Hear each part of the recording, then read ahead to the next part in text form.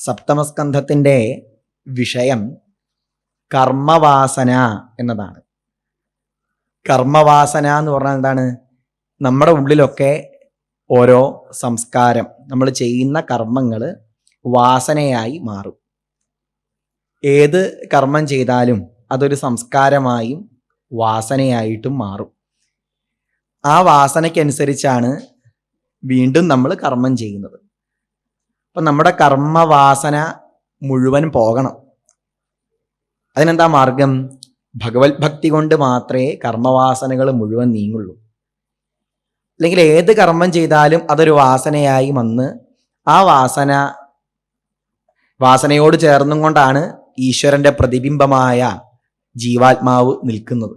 വാസന ഉള്ളത് കൊണ്ടാണ് ജീവാത്മാ എന്നുള്ള പേര് തന്നെ വന്നത്.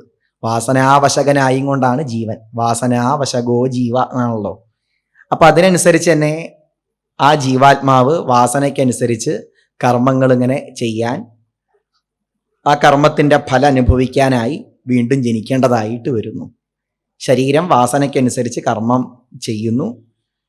ആ വാസന ഒരു സംസ്കാരമായി അന്ധക്കരണത്തിൽ പതിക്കുന്നു. അന്ധക്കരണത്തോടൊത്ത ആ ജീവാത്മാവ് തൻ്റെ വാസനയ്ക്ക് പറ്റുന്ന ഒരു പുതിയൊരു ശരീരം കിട്ടാനായി വീണ്ടും ജനിക്കേണ്ടതായി വരുന്നു. അങ്ങനെ ഈ സംസാര ചക്രത്തിൽ ഇങ്ങനെ കറങ്ങേണ്ടതായി വരുന്നു. ഇതുപോലെ നദ്യാം കീടാഹ ഇവ ആവർത്താഹ എന്ന് പറയും. ഒരു നദിയിൽ ചൂഴിയിലൊരു കീടം കുടുങ്ങിക്കഴിഞ്ഞാൽ ആ കീടം ആ ചൂഴിയിൽ കടന്നിങ്ങനെ കറങ്ങുക ചെയ്യുക. അതിൽ നിന്ന് പുറത്ത് കടക്കാൻ കഴിയില്ല, അതിനുള്ളിൽ പെട്ട് ഇങ്ങനെ കുടുങ്ങും. അതുപോലെ ലഭന്തേ, വീണ്ടും ജന്മങ്ങൾ കിട്ടുന്നു. വീണ്ടും എന്താ ചെയ്യുന്നത്? കർമ്മങ്ങൾ ചെയ്യുകയാണ്. ആ കർമ്മത്തിൻ്റെ കർമ്മ സംസ്കാരം അത് നമ്മുടെ അന്ധക്കരണത്തിൽ പതിയുന്നു. ആ അന്ധക്കരണം വാസനയായി മാറുന്നു. ആ വാസനയ്ക്കനുസരിച്ച് വീണ്ടും നമ്മൾ കർമ്മം ചെയ്യുന്നു. ആയതിൻ്റെ ഫലം അനുഭവിക്കാനായി ജീവാത്മാവ് വീണ്ടും ദേഹത്തെ എടുക്കുന്നു. ഏത് കർമ്മം ചെയ്താലും ഒരു ഫലം അനുഭവിക്കേണ്ടി വരും. അപ്പം നല്ല കർമ്മം ചെയ്താലും അതൊരു പ്രാരബ്ധം തന്നെയാണ്. നല്ല ഫലം അനുഭവിക്കുക എന്ന് പറഞ്ഞാൽ അതൊരു പ്രാരബ്ധം തന്നെയാണ്. നല്ല സമ്പത്ത് ഉണ്ടാവുക, നല്ല ബുദ്ധി ഉണ്ടാവുക, നല്ല ശക്തി ഉണ്ടാവുക, അതൊക്കെ നല്ല കാര്യമാണെങ്കിലും ആത്യന്തികമായി പറഞ്ഞാൽ ഗർഭപാത്രത്തിലൂടെ ജനിച്ച് ജീവിച്ച് അങ്ങനെ മരിച്ച് ഇങ്ങനെ പോണ്ടേ? ഗർഭവാസം വേണം, അതൊരു ക്ലേശാണ്. ഭാഗവത്തിൽ പറയുന്നില്ല, ദേഹ്യന്യദേഹ വിവരേ, അതൊരു പ്രയാസാണ്. ജനിക്കുക, ജരാനരകൾ വരിക, അതൊരു പ്രയാസാണ്. ജന്മ ജരാ മരണ രോഗാദയ എന്നൊക്കെ പറയും. ജന്മം, ജരാ, മരണം, രോഗം, ഇതൊക്കെ ഏത് ബുദ്ധിമാന്മാർക്കും സംഭവിക്കുന്നുണ്ടല്ലോ. എത്ര വലിയ ആളായിട്ടും കാര്യമൊന്നുമില്ല, അതൊക്കെ ദുഃഖം തന്നെയാണ്. പ്രാരബ്ധത്തിന്റെ ഫലം അനുഭവിക്കേണ്ടതായി വരുന്നു. അപ്പൊ ജന്മം വരിക എന്ന് പറഞ്ഞാൽ തന്നെ ഒരു ദുഃഖം തന്നെയാണ് ആത്യന്തികമായി പറഞ്ഞാൽ. ഇതിന് കാരണം എന്താണ്? നമ്മുടെ കർമ്മമാണ് ഇതിന് കാരണം. അതാണ് വാസനയായിട്ട് മാറുന്നത്. അപ്പൊ എന്താ വഴി? ഇനിയൊരു ജന്മം ഇല്ലാതിരിക്കണമെങ്കിൽ എന്താ മാർഗം? കർമ്മം ചെയ്യാതെ നമുക്ക് ജീവിക്കാനും കഴിയില്ല. നഹി കശ്ചിൽ ക്ഷണമപിഹ്ന ജാതുതിഷ്ഠത്യ കർമ്മകൃൽ. കർമ്മം ചെയ്യാതെ അല്പസമയം പോലും നമുക്ക് ഇരിക്കാനും കഴിയില്ല. അപ്പൊ എന്താ മാർഗം? അവനവൻ്റെ സംസ്കാരത്തെ വാസനയിൽ നിന്ന് മോചിപ്പിക്കപ്പെടാൻ, വാസന തീരെ ഇല്ലാത്ത അവസ്ഥയിലേക്ക് എത്താൻ എന്താ മാർഗം? ചെയ്യുന്ന കർമ്മങ്ങളൊക്കെ ഭഗവത് സമർപ്പണമായി ചെയ്യുക, അല്ലെങ്കിൽ ഫലാകാംക്ഷ കൂടാതെ ചെയ്യുക. അപ്പൊ ചെയ്യുന്ന കർമ്മങ്ങളൊക്കെ ഭഗവത് സമർപ്പണമായി ചെയ്യുന്നതിനാണ് ഭക്തിയോഗം എന്ന് പറയുന്നത്. ഭക്തിയോഗം നമുക്ക് നാരദ ഭക്തി സൂത്രത്തിൽ തന്നെ കാണാൻ കഴിയും. തദർപ്പിത അഖിലാചാരത തദ് വിസ്മരണേ പരമവ്യാകുലത. എന്താണ് ഭക്തി എന്ന് അവിടെ പറയുന്നുണ്ട്. തദർപ്പിത അഖിലാചാരത, എല്ലാ കർമ്മങ്ങളും ഭഗവത് സമർപ്പണമായി ചെയ്യുക. അപ്പൊ കർമ്മത്തിന് കാരണമായ, ബന്ധനത്തിന് കാരണമായ കർമ്മം തന്നെ എന്തിന് കാരണമാവുന്നു? മോക്ഷത്തിന് കാരണമാവുന്നു. ഒരേ കർമ്മം തന്നെ ഭാഗവത്തിൽ തന്നെ കാണാം. ആമയോ യശ്ച ഭൂതാനാം ജായതേ യേന സുവ്രത തദേവ ഹ്യാമയം ദ്രവ്യം ന പുനാതി ചികിത്സിതം. അപ്പം വല്ലാതെ നെയ്യ് കൂട്ടിക്കഴിച്ചാൽ അജീർണം വരും. അതേ നെയ്യ് തന്നെ ഔഷധത്തോട് കൂടിയിട്ടായാലോ അതേ നെയ്യ് തന്നെ ആരോഗ്യം ഉണ്ടാക്കുകയും ചെയ്യും. ഒരേ നെയ്യ് തന്നെയാണ്, ഒന്ന് കൂടുതൽ കഴിച്ചാൽ രോഗമാവും. ആ ഔഷധ ഗുണത്തോടു കൂടിയ നെയ്യായാലോ അത് രോഗത്തെ മാറ്റുകയും ചെയ്യും. അതുപോലെ കർമ്മം, വാസന, ജന്മം, മരണം, വീണ്ടും ജന്മം, അങ്ങനെ പോകുന്നതിന് കാരണമായ കർമ്മം അല്ലെങ്കിൽ വാസന, അത് ശുദ്ധമാക്കാൻ കർമ്മം തന്നെ എന്ത് ചെയ്യുക? ഭഗവത് സമർപ്പണമാക്കുക. അത്രയേ വേണ്ടൂ. അങ്ങനെ ഭഗവത് സമർപ്പണമാക്കി കഴിഞ്ഞാൽ ഏത് കുലത്തിൽ ജനിച്ചവനായാലും യാതൊരു കുഴപ്പമില്ല. ഹിരണ്യകശിപു ഞാൻ ചെയ്യുന്നു അഹങ്കാരത്തോടു കൂടി കർമ്മം ചെയ്തു. അപ്പൊ ആസുരിക ഭാവം തന്നെ അദ്ദേഹത്തിനുണ്ടായി. അതൊരു ദോഷമായി അദ്ദേഹത്തിന്റെ ആ നാശത്തിലേക്ക് എത്തി. അഹങ്കാരത്തിന്റെ ഫലമായി നാശത്തിലേക്ക് എത്തി. എന്നാ ഈ ഹിരണ്യകശിപുവിന്റെ മകനാവട്ടെ പ്രഹ്ലാദം കേശവപ്രിയം, ഭഗവാന് പ്രിയപ്പെട്ടവനായിരുന്നു. എല്ലാ കർമ്മങ്ങളും ഭഗവത് സമർപ്പണമായി ചെയ്തു. അസുരകുലത്തിൽ ജനിച്ച എന്താ കുഴപ്പം? അദ്ദേഹമാണ് ഏറ്റവും വലിയ ഭക്തൻ. അപ്പം നമ്മുടെ ഭക്തി എന്ന് പറഞ്ഞാൽ എല്ലാവരെയും ഉൾക്കൊള്ളുന്ന ഒരു കാഴ്ചപ്പാടാണ്. അസുരനാണോ ദേവനാണോ അതൊന്നൊരു വിഷയമേ അല്ല. അപ്പൊ ഭാഗവത ധർമ്മത്തിന്റെ പ്രചാരകന്മാര് 12 പേരാണെന്നാ പറയുക. അതിൽ 12 പേരിൽ 3 പേര് ആരാണ്? അസുരന്മാരാണ്. അല്ല, 2 പേര്, പ്രഹ്ലാദനും മഹാബലിയും, 2 പേരും ആരാണ്? അസുരന്മാരാണ്. അസുരന്മാരായ എന്താ കുഴപ്പം? അവർക്കും ഭക്തിയുണ്ട്. ഭഗവത് ഭക്തി ഉണ്ടെങ്കിൽ അസുരൻ ദേവൻ അതൊന്നൊരു വിഷയമേ അല്ല. നമ്മുടെ കർമ്മവാസനകൾ മുഴുവൻ നീങ്ങി അവസാനം പ്രാരബ്ധ കർമ്മവും സഞ്ചിത കർമ്മവും ഒക്കെ നീങ്ങി ആ അക്കൗണ്ടൊക്കെ ക്ലോസായി അവസാനം ഭഗവത് സ്വരൂപത്തിലേക്ക് എത്തിച്ചേരുന്നു. അതാണ് അദ്ദേഹത്തിനൊക്കെ കഴിഞ്ഞത്. നമ്മുടെ വൃത്രാസുരൻ നോക്കൂ, ഭാഗവതത്തിൽ ഏറ്റവും നല്ല സ്തുതി ചെയ്തത് ആരാണ്? വൃത്രാസുരനാണ്. പ്രഹ്ലാദൻ, വൃത്രാസുരൻ, മഹാബലി, ഇവരെല്ലാവരെയും ഈ കർമ്മവാസനയെ, ഇവർക്കൊക്കെ കർമ്മവാസന നീക്കി ഭഗവാങ്കലേക്ക് ചേരാൻ സാധിച്ചു. അപ്പൊ നല്ല കർമ്മം ചെയ്താൽ, അതെന്നെ ഈശ്വര സമർപ്പണമായി ചെയ്താൽ മനസ്സ് ശുദ്ധമാവുന്നു, ഭഗവാങ്കലേക്ക് എത്തിച്ചേരാൻ സാധിക്കുന്നു. അതാണ് ഈ ഒരു പ്രഹ്ലാദ ചരിത്രത്തിലൂടെ ബോധ്യപ്പെടുത്തി തരുന്നത്. അവസാനത്തെ 5 അധ്യായത്തിലോ നമ്മുടെ കർമ്മവാസന പരിശുദ്ധമാവുന്നതിന് വേണ്ടി, കർമ്മവാസനകളൊക്കെ നീങ്ങി മനസ്സ് പരിശുദ്ധമാവുന്നതിന് വേണ്ടി സദാചാരങ്ങളെക്കുറിച്ച് വർണ്ണിക്കുകയും ചെയ്തു 5 അധ്യായത്തിലായി. ഇതാണ് സപ്തമസ്കന്ധത്തിന്റെ വിഷയം. അതിലെ തുടക്കത്തിൽ തന്നെ കഴിഞ്ഞ സ്കന്ധത്തിൽ കുറേ ദേവന്മാരെ ഭഗവാൻ സഹായിച്ചു. അപ്പം പരീക്ഷിത് രാജാവിനൊരു സംശയം ഉണ്ടാവുകയാണ്. ഭഗവാന് ദേവന്മാരോട് എന്തെങ്കിലും ഒരു പ്രത്യേക താല്പര്യം ഉണ്ടോ, ഒരു മമത ഉണ്ടോ ഭഗവാന്? ഒരു സംശയം വരികയാണ്. അത് രാജാവ് ചോദിക്കുകയും ചെയ്തു. സമപ്രിയ സുഹൃത് ബ്രഹ്മൻ ഭൂതാനാം ഭഗവാൻ സ്വയം ഇന്ദ്രസ്യാർത്ഥേ കഥം ദൈത്യാൻ അവധീത് വിഷമോ യഥാ. സാധാരണ ഭഗവാനെ കുറിച്ച് പറയാറുള്ളത് ഭഗവാൻ സമനാണ്, എല്ലാവരെയും ഒരുപോലെ കാണുന്നവനാണ്, എല്ലാവർക്കും പ്രിയപ്പെട്ടവനാണ് എന്നൊക്കെയാ പറയുക. അതല്ലേ, അങ്ങനെയല്ലേ ഈശ്വരനെ കുറിച്ച് പറയുന്നത്? ആരോടും പ്രത്യേകമായിട്ടൊരു ഇഷ്ടമില്ല. ആരോടെ അനിഷ്ടമുണ്ടോ ഭഗവാന്? അതുമില്ല. ഞാൻ ഇപ്പോൾ അവിടെ ഗുരുവായൂർ അമ്പലത്തിൽ വന്നു, തൊഴാണ്ട് എങ്ങോട്ട് പോയി വിചാരിക്കുക. ഗുരുവായൂരപ്പൻ എന്തെങ്കിലും ദേഷ്യമുണ്ടോ എന്നോട്?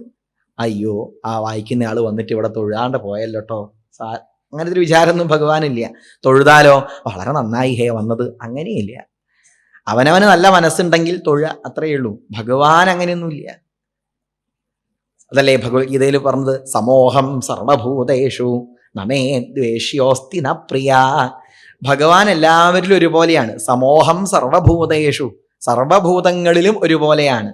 നമേ ദ്വേഷ്യോസ്തി ന പ്രിയ, തനിക്ക് ആരോടും ഒരു ദേഷ്യവും ഇല്ല, ഒരു പ്രിയവും ഇല്ല. നിരാകാരമായ നിർഗുണമായ തത്വമാണ്. ഗീതയിൽ എത്രയോ ദിക്കിൽ കാണാം. സമം സർവേഷു ഭൂതേഷു തിഷ്ഠന്തം പരമേശ്വരം, ഞാൻ എല്ലായിടത്തും ഒരുപോലെ വർത്തിക്കുന്നു, പരമേശ്വരനായി തന്നെ ഇരിക്കുന്നു. ചിലരിൽ കൂടുതൽ, ചിലരിൽ കുറവ്, അങ്ങനെയൊന്നുമില്ല ഭഗവാന്. എന്നാലും ഭഗവാന്റെ ഈ ഒരു ചെയ്തികൾ കാണുന്ന സമയത്ത് ഇന്ദ്രന് വേണ്ടി എന്തെല്ലാം സഹായങ്ങളാ ചെയ്തത്. അപ്പൊ അതൊക്കെ കാണുമ്പം ദേവന്മാരോടൊരു ഇഷ്ടം കൂടുതലുണ്ടോ ഭഗവാന്? എനിക്കൊരു സംശയം ഉണ്ടാവുന്നു എന്ന് പരീക്ഷിത്ത് പറയുകയാണ്. അപ്പൊ ശ്രീശുഖൻ പറഞ്ഞു, അങ്ങനെ വിചാരിക്കേണ്ട, ഭഗവാൻ ആരോടും ഒരു അധികം അങ്ങ് പറഞ്ഞതുപോലെ തന്നെ ഒരു പ്രത്യേക താല്പര്യമൊന്നുമില്ല, എല്ലാവരും ഒരുപോലെ കാണുന്നു. നമ്മൾ ഭഗവാന്റെ അടുത്തേക്ക് എത്തിക്കഴിഞ്ഞാൽ ഭഗവാന്റെ അനുഗ്രഹം കൂടുതൽ കിട്ടുന്നത് പോലെ തോന്നുന്നു, അത്രയേ ഉള്ളൂ. നല്ല മഴ പെയ്തും കൊണ്ടിരിക്കുകയാണ്. നല്ല മഴ പെയ്തും കൊണ്ടിരിക്കുമ്പോൾ നമ്മൾ അവിടെ ഒരു ബസ് സ്റ്റോപ്പ് കണ്ടു. ബസ് സ്റ്റോപ്പിലേക്ക് കയറി ആ മഴയിൽ നിന്ന് നമ്മൾ രക്ഷപ്പെട്ടു അല്ലേ, മഴ കൊള്ളാതെ കഴിച്ചിലായി. അപ്പം ബസ് സ്റ്റോപ്പ് നമ്മളെ അനുഗ്രഹിച്ചു എന്ന് പറയാൻ വയ്ക്കുമോ? ബസ് സ്റ്റോപ്പ്, നമ്മൾ അനുഗ്രഹിച്ചു, അങ്ങനെ പറയാൻ കഴിയുമോ? നമ്മൾ ബസ് സ്റ്റോപ്പിൻ്റെ അടുത്തേക്ക് കയറിയത് കൊണ്ട് നമുക്ക് എന്ത് കിട്ടി? അവിടെ ഒരു സംരക്ഷണം കിട്ടി. നല്ല തണുപ്പുള്ളൊരു സ്ഥലത്ത് നമ്മൾ ഇരിക്കുകയാണ്. അപ്പം കുറച്ചപ്പുറത്തായി തീ കായുന്നത് കണ്ടു, കുറച്ച് ആൾക്കാർ തീ കായുന്നത് കണ്ടു. നമ്മൾ അങ്ങോട്ട് കയറി, അവിടെ ആ തീയിൻ്റെ അടുത്തിരുന്നു. അപ്പം നമ്മുടെ ആ തണുപ്പ് പോയി കിട്ടി. തീ നമ്മളെ അനുഗ്രഹിച്ചു എന്ന് പറയാൻ കഴിയുമോ? അങ്ങനെ പറയാൻ കഴിയില്ല. നമ്മൾ തീയിൻ്റെ അടുത്തേക്ക് പോയത് കൊണ്ട് നമുക്ക് ആ തീയുടെ എന്താ പറയുക അനുഗ്രഹം നമുക്ക് അനുഭവിക്കാൻ കഴിഞ്ഞു. അപ്പം നമ്മൾ ഭഗവാങ്കലേക്ക് അടുത്തിട്ടുണ്ടെങ്കിൽ ഭഗവാന്റെ ആ ഗുണങ്ങളൊക്കെ കിട്ടും. നോക്കൂ, ഭഗവാൻ നരസിംഹാവതാരം എടുത്തത് എന്തിനു വേണ്ടിയിട്ടാണ്? ഹിരണ്യകശിപുവിനെ വധിക്കാനായിട്ടല്ല, മറിച്ച് ആരെ രക്ഷിക്കാനാണ്? പ്രഹ്ലാദൻ അനുഗ്രഹിക്കാൻ, ഭക്തനായ പ്രഹ്ലാദൻ അനുഗ്രഹിക്കാനായിട്ടാണ് ഭഗവാൻ നരസിംഹാവതാരം സ്വീകരിച്ചത്. പരീക്ഷത്തിനോട് പറയുക, അങ്ങക്ക് അറിയില്ല ആ കാര്യമൊക്കെ? ഇതേ സംശയം തന്നെ അങ്ങയുടെ പിതാമഹനായ യുധിഷ്ഠിരനും ഉണ്ടായിരുന്നു. രാജസൂയത്തിൽ വെച്ച് ഭഗവാൻ ശിശുപാലൻ കുറേ കുറ്റങ്ങൾ ഭഗവാനെ കുറിച്ച് പറഞ്ഞു. എന്നിട്ടും ശിശുപാലന് ഭഗവാൻ മുക്തി കൊടുത്തു. അത് കണ്ടപ്പം യുധിഷ്ഠിരൻ ആകെ അത്ഭുതമായി.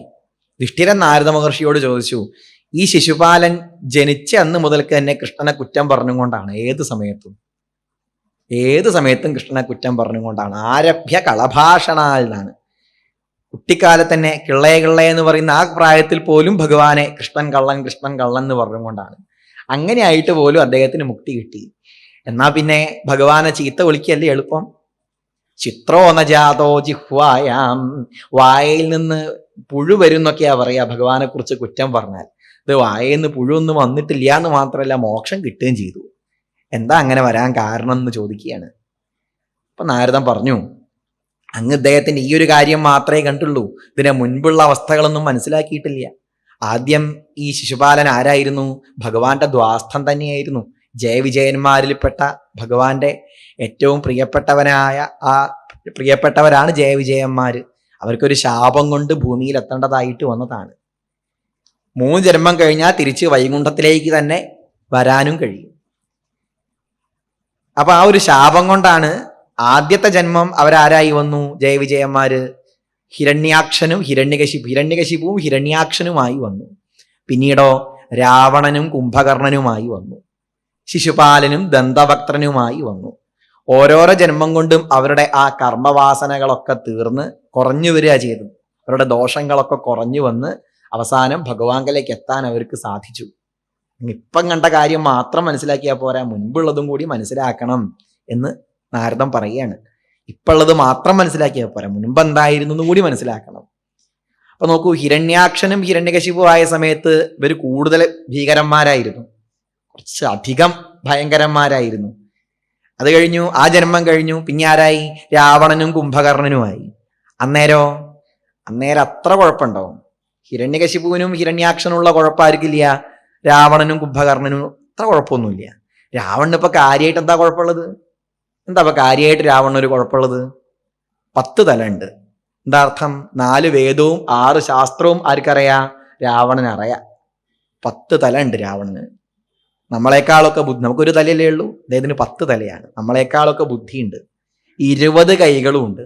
നമ്മളെക്കാളൊക്കെ ശക്തിയുണ്ട് ആർക്ക്? രാവണന്. സാമവേദമൊക്കെ നന്നായി പഠിച്ചിട്ടുണ്ട്, അസലായിട്ട് പാട്ടുപാടും. എന്താ ഇപ്പൊ രാവണനൊരു കുഴപ്പമുള്ളത്? ശിവഭക്തനാണ്. ജടാടവീകളജ്ജലപ്രവാഹ പാവിതസ്ഥലേ ഗളേവലംബ്യലംബ്യതാം ഭുജംഗതുംഗമാലികാം. ഈ ശിവതാണ്ഡവ സ്തോത്രമൊക്കെ എഴുതിയതാരാണ്? രാവണനാണ്. പൂജാവസാന സമയേ ദശവക്ത്രഗീതം യശംഭുപൂജനപരം പഠതി പ്രദോഷേ. അത്ര പ്രധാനപ്പെട്ട ശ്ലോകങ്ങളൊക്കെ എഴുതിയിട്ടുണ്ട്. ആകെ ലേശൊരു കുഴപ്പം എന്താ വെച്ചാൽ കണ്ണ് കുറച്ച് വടക്കോട്ടാണ്. സ്ത്രീകളോട് ഒരു എന്താ പറയുക വലിയ ഒരു പ്രശ്നമായും കൊണ്ടേ നല്ല രീതിയിലല്ല പെരുമാറിയത് എന്ന് മാത്രമേ ആർക്കുള്ളൂ? രാവണനൊരു കുഴപ്പമുള്ളൂ. അതികാമേന രാവണ എന്നാണ്. പക്ഷെ കാമം കുറച്ച് കൂടുതലാണ്, അത്ര മാത്രമേ ഉള്ളൂ കുഴപ്പം. പിന്നെ കുംഭകർണൻ അത്ര വലിയ കുഴപ്പമില്ല, ഒരു കുഴപ്പമില്ല. നമ്മളെയൊക്കെ പോലെ തന്നെയാണ്. നമ്മളൊക്കെ രാവിലെ 8 മണിക്ക് എണീക്കുന്നതിന് പകരം മൂപ്പര് 6 മാസം കിടന്നുറങ്ങുന്നു. 6 മാസം നല്ല സുഖമായിട്ട് സന്തോഷമായിട്ട് തന്നെ എന്ത് ചെയ്യുന്നു? ഉണർന്നിരിക്കുന്നു. 6 മാസമെങ്കിലും ഉണർന്നിരിക്കുന്നുണ്ടല്ലോ. കുറച്ചുകൂടി നല്ല ആളാണ് ആര്? കുംഭകർണൻ. അത് കഴിഞ്ഞു ശിശുപാലൻ ദന്തവക്ത്രനൊക്കെ ആയപ്പോഴോ ഒരു കുഴപ്പമില്ല. എന്താ അപ്പം പ്രശ്നമുള്ളത്? ദന്തവക്ത്രനെ കുറിച്ചൊന്നും ഭാഗവത്തിനൊന്നും മര്യാദയ്ക്കൊന്നും പരാമർശിച്ചിട്ടുന്നില്ല. അയാളെ ഭഗവാൻ കൊന്നു എന്ന് മാത്രമേ പറഞ്ഞിട്ടുള്ളൂ. ശിശുപാലനോ കുറച്ച് ചീത്ത പറഞ്ഞു, രുക്മിണിയെ വിവാഹം കഴിക്കാൻ കിട്ടിയില്ല, അതിൻ്റെ ഒരു വിഷമം കൂടിയാണ് ഈ ചീത്തയൊക്കെ പറയാനുള്ള കാരണം. അത്രേ ആർക്ക് കുഴപ്പമുള്ളൂ? ശിശുപാലന് കുഴപ്പമുള്ളൂ. ഓരോരോ ജന്മം കഴിയുന്നതിനനുസരിച്ച് ഇവരുടെ ആ ഒരു എന്താ ക്രൗര്യം കുറയുക ചെയ്തത്. അതാണ് ഉണ്ടായത്. അങ്ങനെ 3 ജന്മം കൊണ്ട് തന്നെ അവർക്ക് എവിടേക്ക് എത്താൻ കഴിഞ്ഞു? വൈകുണ്ഠത്തിലേക്ക് എത്തിച്ചേരാനായി സാധിച്ചു. അങ്ങനെയല്ലേ പുരാണത്തിൽ പറയുന്നത്. മാത്രല്ല ഭഗവാന് പറയാണ്, ഭഗവാനെ സംബന്ധിച്ച് ദേഷ്യം ആയാലും ഇനി ഇഷ്ടമായാലും ഇനി ഭയത്തോട് കൂടിയിട്ടായാലും എങ്ങനെയായാലും കുഴപ്പമൊന്നുമില്ല. ഭഗവാനെ വിചാരിക്കണം എന്ന് മാത്രമേ ഉള്ളൂ. അപ്പൊ ആലിന്റെ താഴെ തിരുന്നും കൊണ്ട് ആല് ദുഷ്ടനാണ്, ആല് അപകടകാരിയാണ് എന്ന് വിചാരിച്ച ആലിന് എന്തെങ്കിലും കുഴപ്പമുണ്ടാവും? ആലിന്റെ അടുത്ത് ഇരുന്നിട്ടുണ്ടെങ്കിൽ ആലിന്റെ ആ നല്ല ഗുണങ്ങളൊക്കെ ആർക്ക് കിട്ടും? നമുക്ക് കിട്ടുകയും ചെയ്യും. ഒരു കുഴപ്പമില്ല അല്ലെ? ആലിന്റെ താഴ്ത്തിരുന്നാൽ ആലിന്റെ തണലൊക്കെ നമുക്ക് ആ ഓക്സിജനൊക്കെ സുഖമായിട്ട് അനുഭവിക്കാം.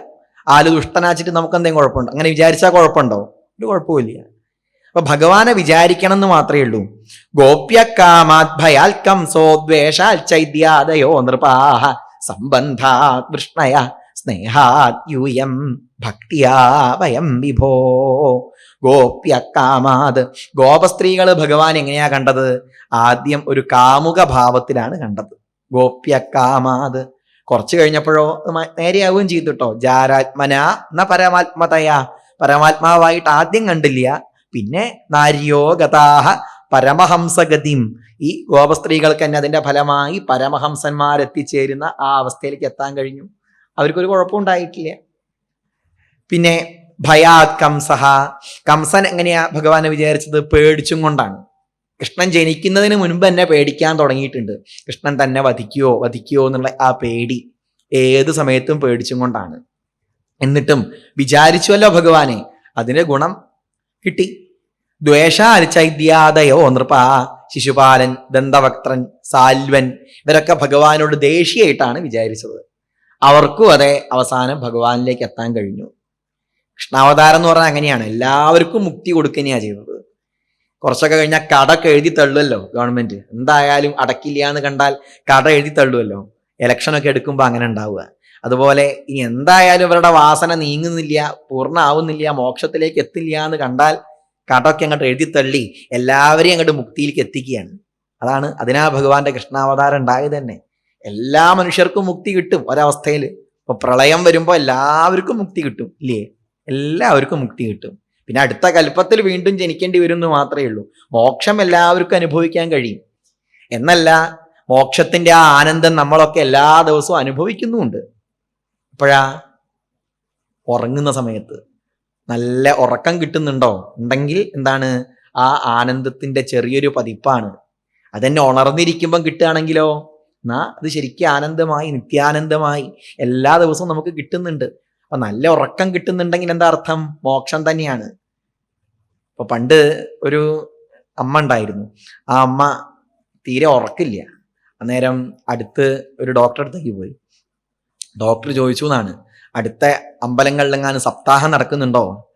ഉണ്ട്, സപ്താഹമൊക്കെ ഉണ്ടാവാറുണ്ട്. എന്നാ ഉച്ചയ്ക്ക് ശേഷം സ്വയംവരത്തിന് അന്നൊക്കെ നല്ല സദ്യയൊക്കെ ഉണ്ടാവും. അതൊക്കെ കഴിഞ്ഞിട്ട് അവിടെ അങ്ങനെ വന്നിരുന്നാൽ എന്നാ നല്ല ഉറക്കാവും. അങ്ങനെ എന്നാലും മതി, ഇവിടെ വന്ന് ഉറങ്ങാൻ കഴിഞ്ഞാലും എന്താണ്? ഒരു മോക്ഷം തന്നെയാ കിട്ടുന്നത് അല്ലെ? ഒരു ആനന്ദം ഉണ്ടാവുന്നില്ലേ? അതന്നെയാ വേണ്ടത്. ഒരു ചെറിയൊരു ആനന്ദം കിട്ടുന്നുണ്ടോ? ഉണ്ടെങ്കിൽ അത് മോക്ഷാണ്. മോക്ഷത്തിന്റെ ഒരു അനുഭൂതി തന്നെയാണ് ഈ ഉറക്കം. അപ്പൊ എല്ലാവർക്കും മുക്തി കൊടുക്കാനായിട്ടാണ് ഭഗവാൻ. എന്നെങ്കിലും നമ്മളൊക്കെ എവിടേക്ക് എത്തും? ഭഗവാനിലേക്ക് എത്തും, ഉറപ്പാണ്. അതാണ് വേദാന്തത്തിന്റെ താല്പര്യം. ആരും ഭഗവാനിലേക്ക് അടുക്കാതിരിക്കില്ല.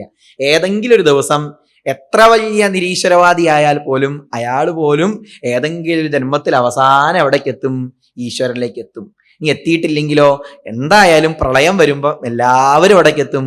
മോക്ഷത്തിലേക്ക് എത്തും. സംശയമൊന്നുമില്ല. പിന്നെ വീണ്ടും ജന്മം ഉണ്ടാവുന്നു മാത്രം. പ്രളയത്തിന് ശേഷം സൃഷ്ടി വരുമ്പം ഈ കർമ്മവാസനയ്ക്ക് അനുസരിച്ച് വീണ്ടും ജനിക്കേണ്ടതായി വരുന്നേ ഉള്ളൂ.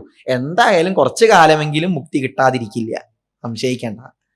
അപ്പൊ ഭഗവാൻ അങ്ങനെ എല്ലാവർക്കും മോക്ഷം കൊടുക്കാനായിട്ടാണ് കൃഷ്ണാവതാരം എടുത്തത്. ദേഷ്യത്തോടു കൂടി ആയി ഭഗവാനെ വിചാരിച്ചവർക്കും ഭഗവാൻ മുക്തി കൊടുത്തു. സംബന്ധാത് വൃഷ്ണയ, വൃഷ്ണികള് ഭഗവാനെ ബന്ധുവായി കണ്ടു, അവർക്കും ഭഗവാൻ മുക്തി കൊടുത്തു. സ്നേഹാദ്യൂയം. അല്ലയോ പാണ്ഡവരെ, നിങ്ങളൊക്കെ ഭഗവാൻ എങ്ങനെയാ വിചാരിക്കുന്നത്? സ്നേഹത്തോടുകൂടിയാണ്. ഞങ്ങളോ ഭക്തിയാ വയം വിഭോ, ഭക്തിയോടുകൂടി ഞങ്ങൾ വിചാരിക്കുന്നു. നാരദാദി മഹർഷിമാര് ഏന കേന പ്രകാരേണ തസ്മാത് കേനാപ്യുവായേന മനഃകൃഷ്ണേ നിവേശയേത്. ഏതെങ്കിലും ഒരു പ്രകാരത്തിൽ മനസ്സ് എവിടേക്ക് എത്തണം? ഭഗവാനിലേക്ക് ഉറയ്ക്കണം എന്ന് മാത്രമേ ഉള്ളൂ. ഭഗവാൻ എല്ലാം ഒരുപോലെ തന്നെയാണ്. പറയുന്നില്ലേ, രാധ തൻ പ്രേമവും ചേതീപക്രോധവും മാധവ പ്രീതിയിലൊന്നു തന്നെ. രാധാദേവിയുടെ ആ പ്രേമഭക്തിയും ശിശുപാലന്റെ ദേഷ്യവും ഭഗവാൻ രണ്ടും എന്തായിരുന്നു? ഒരുപോലെയായിരുന്നു. ഒരു വ്യത്യാസം ഉണ്ടായിട്ടില്ല. ഇങ്ങനെ ആ വിഷയം അങ്ങോട്ട് സംഗ്രഹിച്ചു. അപ്പൊ അങ്ങനെ സംഗ്രഹിച്ച സമയത്ത് യുധിഷ്ഠിരൻ ആ സദസ്സിൽ വെച്ചിട്ട് ചോദിക്കുകയാണ്, അങ്ങനെയാണെങ്കിൽ ആ ഹിരണ്യകശിപുവിനെ വധിക്കാൻ, പ്രഹ്ലാദനെ അനുഗ്രഹിക്കാനായി ഭഗവാൻ ചെയ്ത ആ നരസിംഹാവതാരം വിസ്തരിച്ചെന്ന് കേൾക്കണം എന്ന് ആവശ്യപ്പെട്ടു. അപ്പൊ അവിടെ ആ രാജസൂയയാഗം നടക്കുകയാണ്. അനവധി ലക്ഷക്കണക്കിന് ആളുകൾ ആ യാഗത്തിൽ പങ്കെടുക്കാനായി വന്നിട്ടുണ്ട്. അവിടെ വെച്ച് ഭഗവാന്റെ ആ നരസിംഹാവതാര ചരിത്രം വിസ്തരിച്ച് നാരദൻ അങ്ങനെ പറയാൻ തുടങ്ങുകയാണ്. നല്ലൊരു വിളക്കൊക്കെ ഇങ്ങനെ കത്തിച്ചു വെച്ചു. അവിടെ ഭഗവാൻ അങ്ങനെ ഇരിക്കുന്നുണ്ട്, സാക്ഷിയായിട്ട് ഇരിക്കുന്നുണ്ട് ശ്രീകൃഷ്ണൻ. ഭഗവാൻ പറഞ്ഞു, മഹർഷേ, ഞാൻ ഇങ്ങനെ ചോരയൊന്നും കുടിച്ചിട്ടില്ല, എന്നെക്കുറിച്ച് ഇങ്ങനെയൊന്നും പറയരുതേ, ഞാൻ വെണ്ണയും പാലും ഒക്കെ കഴിച്ചിട്ടുള്ളൂ, എന്നെങ്ങനെയൊന്നും പറയരുത് എന്നൊക്കെ പറഞ്ഞും കൊണ്ട് ഭഗവാൻ ചിരിച്ചും കൊണ്ട് അങ്ങനെ ഇരിക്കുന്നുണ്ട്. അവിടെ വെച്ച് നാരദൻ നരസിംഹാവതാരം അങ്ങനെ പറയാൻ തുടങ്ങി. ഈ കൃഷ്ണനാണ് പണ്ട് ലോകത്തെ മുഴുവൻ അത്ഭുതപ്പെടുത്തിയ ആ നരസിംഹാവതാരത്തെ സ്വീകരിച്ചത് എന്ന് പറഞ്ഞുകൊണ്ട് തുടങ്ങി. എന്താ കാരണം? ഹിരണ്യകശിപുവിന് ഭഗവാനോട് ദേഷ്യം ഉണ്ടാവാനുള്ള കാരണം എന്താണ്? തുടക്കത്തിൽ തന്നെ പറയാണ്, ഹിരണ്യാക്ഷേ പോത്രി പ്രതിഭടവപുഷാ ദേവഭവത ഹതേ ശോകക്രോധഗ്ലപിതധൃതിരേതസ്യ സഹജ ഹിരണ്യപ്രാരംഭകശിപു അമരാരാതി സദസി പ്രതിജ്ഞാമാതേനേ തവ കില വധാർത്ഥം മധുരിപോ. തൻ്റെ സഹോദരനായ ഹിരണ്യാക്ഷനെ ഭഗവാൻ വരാഹരൂപിയായി വന്ന് വധിച്ചു എന്നുള്ള വാർത്ത ഹിരണ്യകശിപു അങ്ങനെ കേട്ടു. വല്ലാണ്ട് ഇങ്ങോട്ട് ദേഷ്യം വന്നു. തൻ്റെ ആ അസുരന്മാരുടെ സഭയൊക്കെ വിളിച്ചു ചേർത്തു. ആ സഭയിൽ വെച്ചിട്ട് പറഞ്ഞു, നമ്മുടെ ഹിരണ്യാക്ഷൻ മരിച്ചിട്ടില്ല, അദ്ദേഹത്തിൻ്റെ ആശയത്തിനെ നശിപ്പിക്കാൻ ആർക്കും സാധിക്കില്ല, നമ്മൾ ആ ആശയം പിന്തുടർന്നുകൊണ്ടേയിരിക്കും.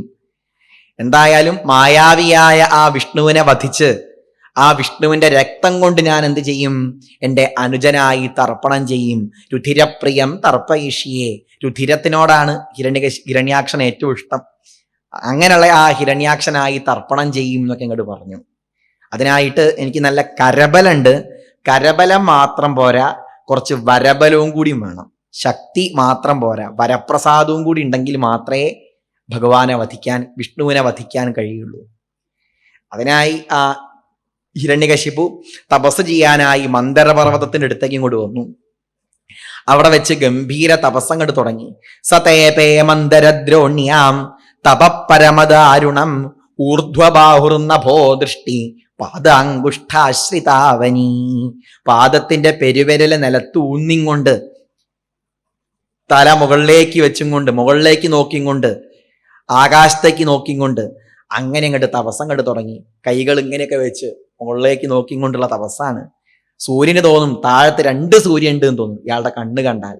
അങ്ങനെയുള്ള ഭീകരമായ തപസ്. തപസ് എന്ന് പറഞ്ഞാൽ അത്രയൊന്നും പ്രയാസമില്ല, മനസ്സിനെ ഏകാഗ്രമാക്കുക വേണ്ടു. അത് തന്നെയാണ് തപസ്. അതൊരു ദാരുണമായി കൊണ്ടായാലോ താമസികമായ തപസ്സാവും. അവനവന്റെ ശരീരത്തെ കഷ്ടപ്പെടുത്തിക്കൊണ്ടൊക്കെ ചെയ്യുന്ന തപസ്സിനെയാണ് എന്ത് പറയുക? ദാരുണമായ തപസ്, താമസിക തപസ് എന്നൊക്കെ പറയുക. ഭഗവത്ഗീതയിൽ സാത്വികം, രാജസം, താമസം എന്നൊക്കെ തപസ്സിനെ കുറിച്ച് പറയുന്നുണ്ട്. ശരീരത്തെ, സ്വന്തം ശരീരത്തെ ബുദ്ധിമുട്ടിച്ചും കൊണ്ടൊക്കെ ചെയ്യുന്ന തപസ്സാണ് താമസികമായ തപസ്. ചില ആൾക്കാരൊക്കെ കണ്ടില്ലേ, ശൂലൊക്കെ നാവുമ്മലൂടെയൊക്കെ കുത്തി കയറ്റിയും കൊണ്ടൊക്കെ. അവർക്ക് തപസ്സല്ല എന്ന് പറയുന്നില്ല, അതും തപസ് തന്നെയാണ്. അതെങ്ങനെയുള്ള തപസ്സാണ്? താമസികമായ തപസ്സാണ്. അങ്ങനെ തപസ്സങ്ങോട്ട് തുടങ്ങി. ദേവന്മാർക്കൊന്നും സ്വർഗത്തിൽ ഇരിക്കാൻ തന്നെ കഴിയുന്നില്ല. ദേവന്മാര് വേഗം ബ്രഹ്മാവിൻ്റെ അടുത്ത് പോയി പറഞ്ഞു, ദൈത്യേന്ദ്ര തപസാ തപ്ത ദിവിസ്ഥാതും ന ശക്നുമാ. സ്വർഗത്തിൽ ഇരിക്കാൻ പോലും കഴിയുന്നില്ല, വേഗം അനുഗ്രഹിക്കണേ. അങ്ങനെയാണ് തപസ് ചെയ്യുന്നത് ബ്രഹ്മാവേ. സാധാരണ ബ്രഹ്മാവിന് നല്ലൊരു അമ്പലം പോലും ഇല്ല, 1-2 അമ്പലങ്ങളൊക്കെ ഉള്ളൂ. എന്നാലേ ഏറ്റവും വലിയ അമ്പലം ബ്രഹ്മാവിൻ്റെ അമ്പലമാണേ. ഏതാണത്? പുഷ്കരം, തീർത്ഥഗുരു എന്നാണ് പറയുക. തീർത്ഥങ്ങളുടെ ഗുരുവായ പുഷ്കരം ആരുടെ ക്ഷേത്രമാണ്? ബ്രഹ്മാവിൻ്റെ ക്ഷേത്രമാണ്. പിന്നെ നമ്മുടെ തിരുനാവായ അവിടെ ഒരു ബ്രഹ്മാവിൻ്റെ അമ്പലമുണ്ട്. അധികം ബ്രഹ്മാവിൻ്റെ ക്ഷേത്രങ്ങളില്ല. അങ്ങനെയാണ് തപസ് ചെയ്യുന്നത്. ഓം തൽസൽ വിതു ബ്രഹ്മണേ തൽസൽ നമ, അങ്ങയുടെ മൂലമന്ത്രമാണ് ജപിക്കുന്നത് എന്നൊക്കെ പറഞ്ഞു. ബ്രഹ്മാവ് ചോദിച്ചു, എന്നെ തന്നെയാണോ കുട്ടികളെ ഈ ഹിരണ്യകശിപു സേവിക്കുന്നത്? അങ്ങയെ തന്നെയാ സേവിക്കുന്നത്, വേഗം പോയി അനുഗ്രഹിച്ചോളൂ. അത് കേട്ടു ബ്രഹ്മാവ് തൻ്റെ ആ അരയന്നത്തിൻ്റെ പുറത്ത് കയറി ആരുഹ്യഹംസമതി സുന്ദരമന്ദയാനം, ആ മനോഹരമായ ആ അരയന്നത്തിൻ്റെ പുറത്ത് കയറിയിട്ട് അങ്ങനെ പുറപ്പെട്ടു ബ്രഹ്മാവ്. നേരെ ആ ബ്രഹ്മാവ് തപസ് ചെയ്യുന്ന സ്ഥലത്തെത്തി. അവിടുത്തെ സമയത്ത് ഹിരണ്യകശിപുവിനെ കാണുന്നതന്നെയില്ല, ആ മന്ത്രം മാത്രമേ കേൾക്കുന്നുള്ളൂ. തൽസൽ വിതു ബ്രഹ്മണേ തൽസൽ നമ, ആ ശബ്ദം മാത്രമേ കേൾക്കുന്നുള്ളൂ. അദ്ദേഹത്തിന്റെ ദേഹം മുഴുവൻ ഉറുമ്പ് ഭക്ഷിച്ചിട്ടുണ്ട്. പ്രാണാഹ്യസ്ഥിഷു ചേരത്തെ, പ്രാണൻ നിൽക്കുന്നത് ഇപ്പൊ എവിടെയാണ്? എല്ലിന്റെ മുകളിലാണ് നിൽക്കുന്നത്. എൻ്റെ ഗുരുനാഥൻ പറയാറുണ്ട്, അച്ഛൻ തന്നെയാണ് ഗുരു, അച്ഛൻ പറയാറുണ്ട്, ഒരു 6 മാസവും കൂടി കഴിഞ്ഞിട്ടാണ് ഹിരണ്യകശിപു വന്നത് വെച്ചാൽ ഉറപ്പാ പിന്നെ നരസിംഹാവതാരം വേണ്ടി വരില്ല, അപ്പൊ തന്നെ കഴിഞ്ഞിട്ടുണ്ടാവും. ഒരു 6 മാസം കൂടി കഴിഞ്ഞിട്ടാണെങ്കിലേ പിന്നെ നരസിംഹാവതാരം വേണ്ടി വരില്ല. പ്രാണൻ ഇപ്പൊ എവിടെയാ? എല്ലിന്റെ മുകളിലാണ് നിൽക്കുന്നത്. എന്നിട്ട് നോക്കൂ അദ്ദേഹത്തിന്റെ ആ ഒരു ശക്തി നോക്കൂ, ഒരു ഉറപ്പ്. ദുർബുദ്ധി ആണെങ്കിൽ പോലും അദ്ദേഹത്തിന്റെ ആ ഒരു താല്പര്യം, ഈ തപസ്സൊക്കെ ചെയ്യാൻ ആ ഏകാഗ്രത, ആ ഒരു ഇഷ്ടം നോക്കൂ. ഭഗവാനെ കണ്ടുപിടിച്ചിട്ടേ അടങ്ങുള്ളൂ. സ്വാർത്ഥതയ്ക്കാണെങ്കിൽ പോലും ഹിരണ്യകശിപുവിന്റെ ആ സങ്കല്പം നോക്കണം. ബ്രഹ്മാവ് പറഞ്ഞു എഴുന്നേൽക്കൂ വത്സ എന്നൊക്കെ പറഞ്ഞു. അദ്ദേഹം ഭഗവാൻ വന്നതൊന്നും അറിയുന്നില്ല, പിന്നെ ഇങ്ങനെ തപസ് ചെയ്യുകയാണ്. വേഗം തൻ്റെ കമണ്ടലൂലുള്ള ജലം കയ്യിലാക്കി ഓം ഓം ഓം ജപിച്ചങ്ങോട്ട് തളിച്ചു.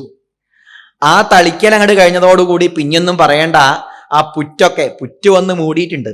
പുറ്റൊക്കെ അങ്ങോട്ട് 2 ഭാഗത്തേക്കായിട്ട് അങ്ങോട്ട് വീണു.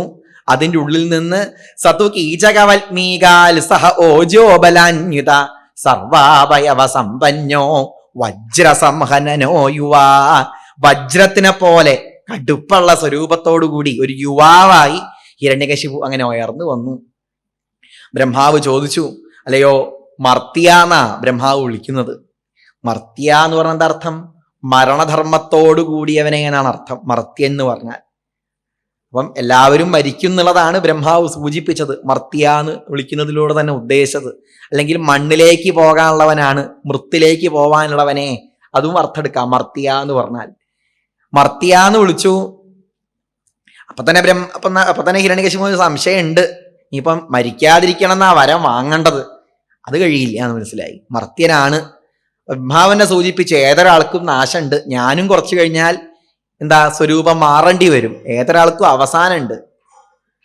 അങ്ങനെയാണെങ്കിൽ ബ്രഹ്മാവിനോട് എന്താ വാങ്ങുക? ബ്രഹ്മാവിനോട് ചോദിച്ചു, അങ്ങ് എനിക്ക് അനുകൂലമായുള്ള വരമൊക്കെ നൽകാനായിട്ട് തന്നെയല്ലേ വന്നത്? ആദ്യം വളരെ ഗംഭീരമായിട്ട് സ്തുതിച്ചു. നമ്മ ആദ്യായ ബീജായ, ആദ്യത്തെ ശക്തിയാണ്. പ്രപഞ്ചം ഒക്കെ ഉണ്ടാവുന്നതിന് മുൻപ് തന്നെ പ്രപഞ്ചത്തെയൊക്കെ സൃഷ്ടിക്കാനായി ഈ വസ്തുക്കളെല്ലാം ചേർത്തത് അവിടുന്നാണ്.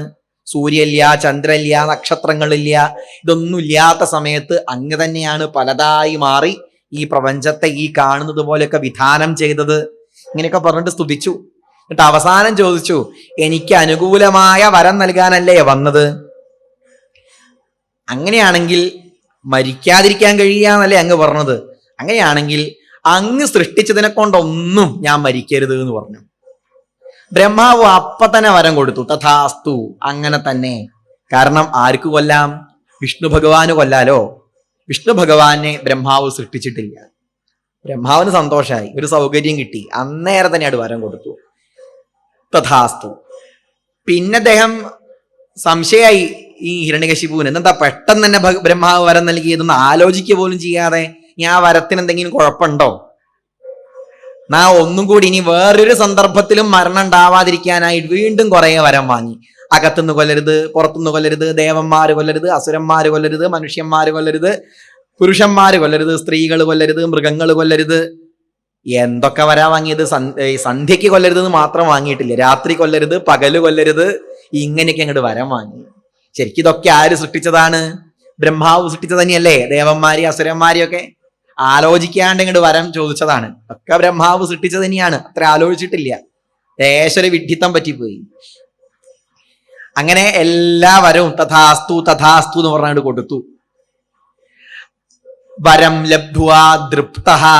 സാധാരണ വരമൊക്കെ കിട്ടിക്കഴിഞ്ഞാൽ തൃപ്തി വരെയല്ലേ വേണ്ടത്?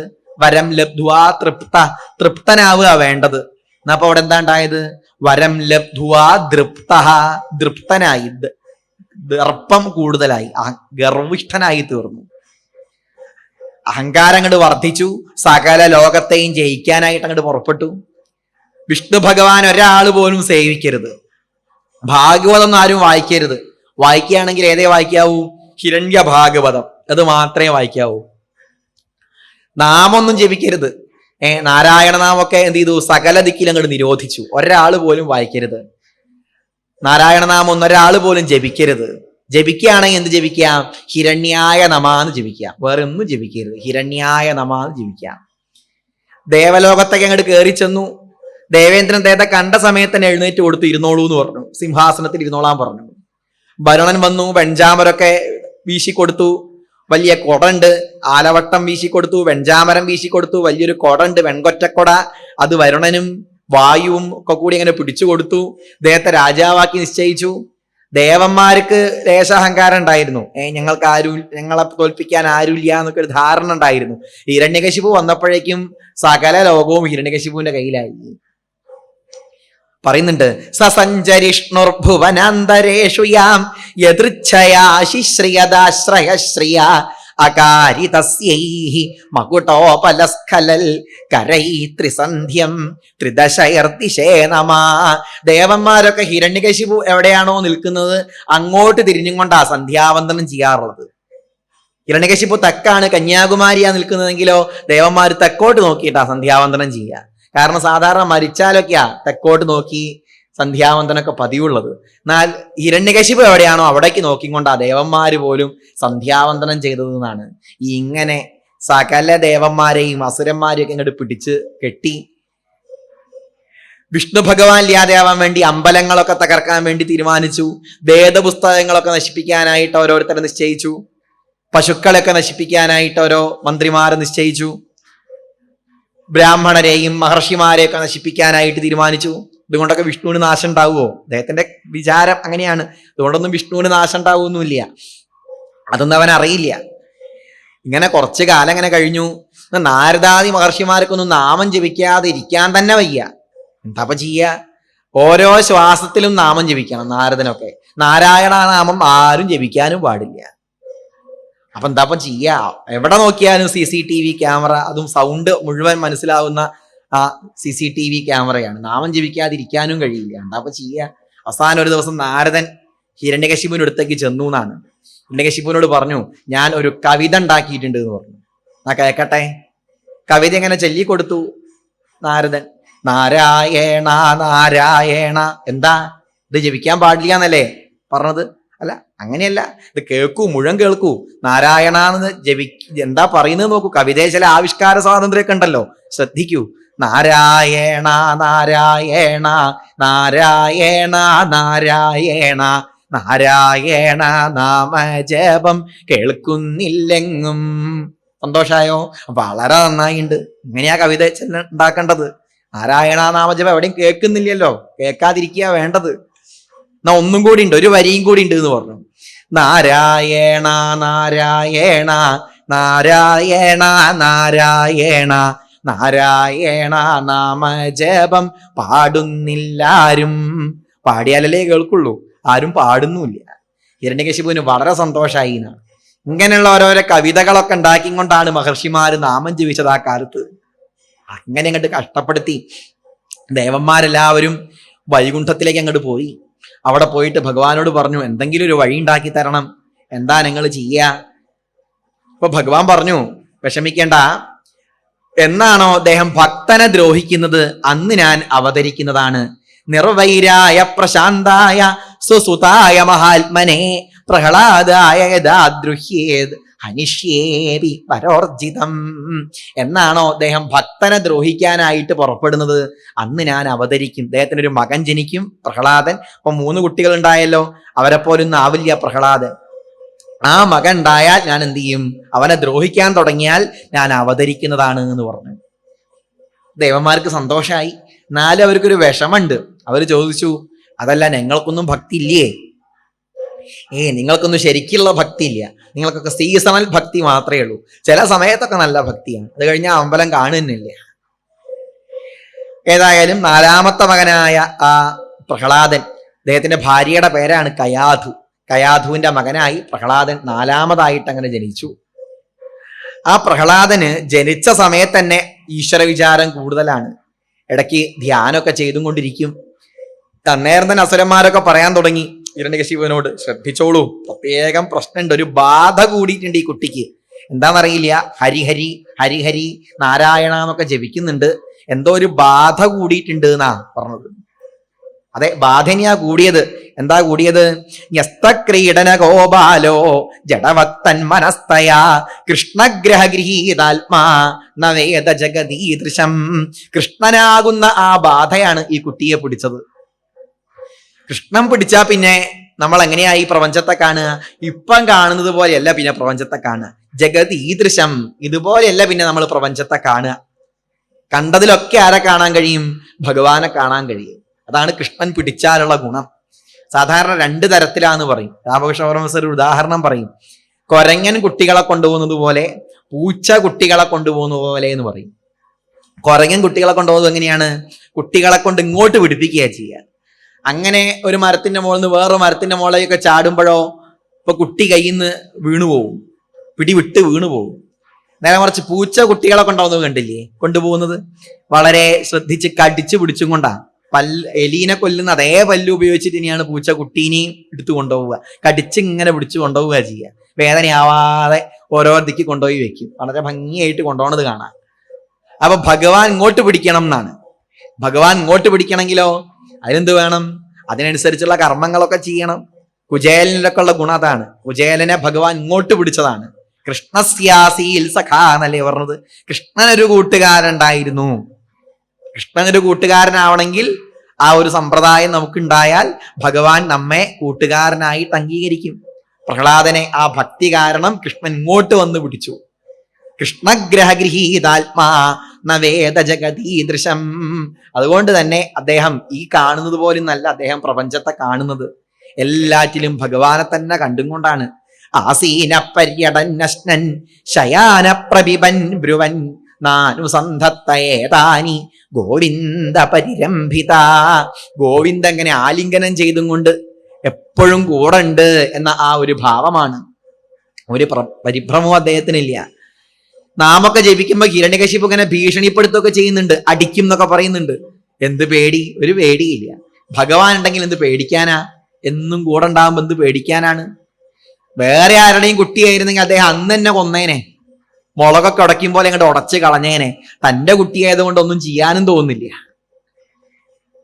പ്രഹ്ലാദനാവട്ടെ, ക്വചിദ്രുതതി വൈകുണ്ഠ ചിന്താ ശബളചേതന ക്വചിത് ഹസതി തച്ചിന്താഹ്ലാദ ഉദ്ഗായതി ക്വചിൽ നദതി ക്വചിതുൽക്കണ്ഠോ വിലജ്ജോ നൃത്യതി ക്വചിൽ ക്വചിൽ തൽഭാവനായുക്ത തന്മയോനുചകാരഃ. ഇടയ്ക്ക് ഭഗവാൻ ഭക്തന്മാരനുഗ്രഹിച്ചതോർത്ത് ഉറക്കങ്ങനെ കരയും. ഇടയ്ക്കാവട്ടെ ഭഗവാന്റെ ആ തമാശകളൊക്കെ ആലോചിച്ച് ഇടയ്ക്ക് ഉറക്ക ചിരിക്കും. ഇടയ്ക്ക് ഭഗവാന്റെ ആ മഹിമകളൊക്കെ ആലോചിച്ച് നൃത്തം ചെയ്യും. ആ ഭഗവാനുമായിട്ട് അങ്ങനെ ചേർന്ന് ഒന്നായി എന്ന് പറയാണ് അദ്ദേഹത്തിന്റെ ആ മനസ്സ്. ഭഗവാൻ വേറല്ല, താൻ വേറല്ല, ഭഗവാങ്കലേക്ക് അങ്ങോട്ട് ചേർന്നു.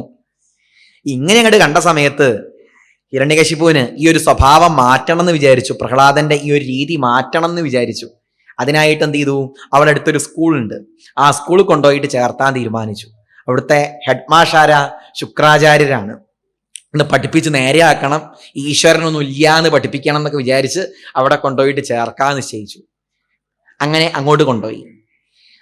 ഹിരണ്യകശിപു പ്രഹ്ലാദനെയും കൊണ്ടുവരുന്നത് ശുക്രാചാര്യര് കണ്ടു. വേഗം എന്ത് ചെയ്തു? അവിടെ ഒരു ലോങ് ലീവ് എഴുതി കൊടുത്തിട്ട് അദ്ദേഹം പോവാൻ നോക്കി. പോവാന്ന് പറഞ്ഞു. കാരണം എന്താണ്? ഇതുവരെ ഈശ്വരൻ ഉണ്ട് എന്നാ പഠിപ്പിച്ചത്. ഇനിയിപ്പോ ഈശ്വരൻ ഇല്ലാന്ന് പഠിപ്പിക്കണം. അത് വയ്ക്കുവോ? അത് വയ്യ. 5 വർഷത്തേക്ക് ഒരു ലീവ് എഴുതി വെച്ച് അവിടുന്ന് പോവുകയാണ്. അപ്പൊ മക്കളുണ്ട് അവിടെ, ചണ്ടനും ഉണ്ട് അമർക്കനും ഉണ്ട്. ഞാൻ ഈ കുറച്ച് ദിവസത്തേക്ക് ഒന്നും ഇങ്ങോട്ട് വരില്ല എന്ന് പറഞ്ഞു. എന്നാ വരിക? നരസിംഹം അവതരിച്ചാലേ ഞാൻ അങ്ങോട്ട് വരുള്ളൂ, അതുവരെ ഞാൻ എന്നെ കാണില്ല. നിങ്ങൾ എന്താച്ചാ പഠിപ്പിച്ചോളൂ. ഈശ്വരൻ ഉണ്ടെന്നോ ഈശ്വരൻ ഇല്ലാന്നോ എന്ത് വേണേലും പഠിപ്പിച്ചോളൂ. മാസം ശമ്പളം കിട്ടുക, അത് കിട്ടുന്നുണ്ടോന്ന് മാത്രം നോക്കിയാൽ മതി. അങ്ങനെ ഹിരണ്യകശിപു പ്രഹ്ലാദനെ അവിടെ കൊണ്ടുപോയിട്ട് ചേർത്തു. അവരങ്ങനെ പഠിപ്പിക്കാൻ തുടങ്ങി പ്രഹ്ലാദനെ. എന്തൊക്കെയാ പഠിപ്പിച്ചത്? പലതും പഠിപ്പിച്ചു. എത്ര പുരുഷാർത്ഥങ്ങളുണ്ട്? 4 പുരുഷാർത്ഥം ഉണ്ട് എന്ന് പറഞ്ഞു പ്രഹ്ലാദൻ. 4 പുരുഷാർത്ഥമൊന്നുമില്ല, 2 പുരുഷാർത്ഥേ ഉള്ളൂ.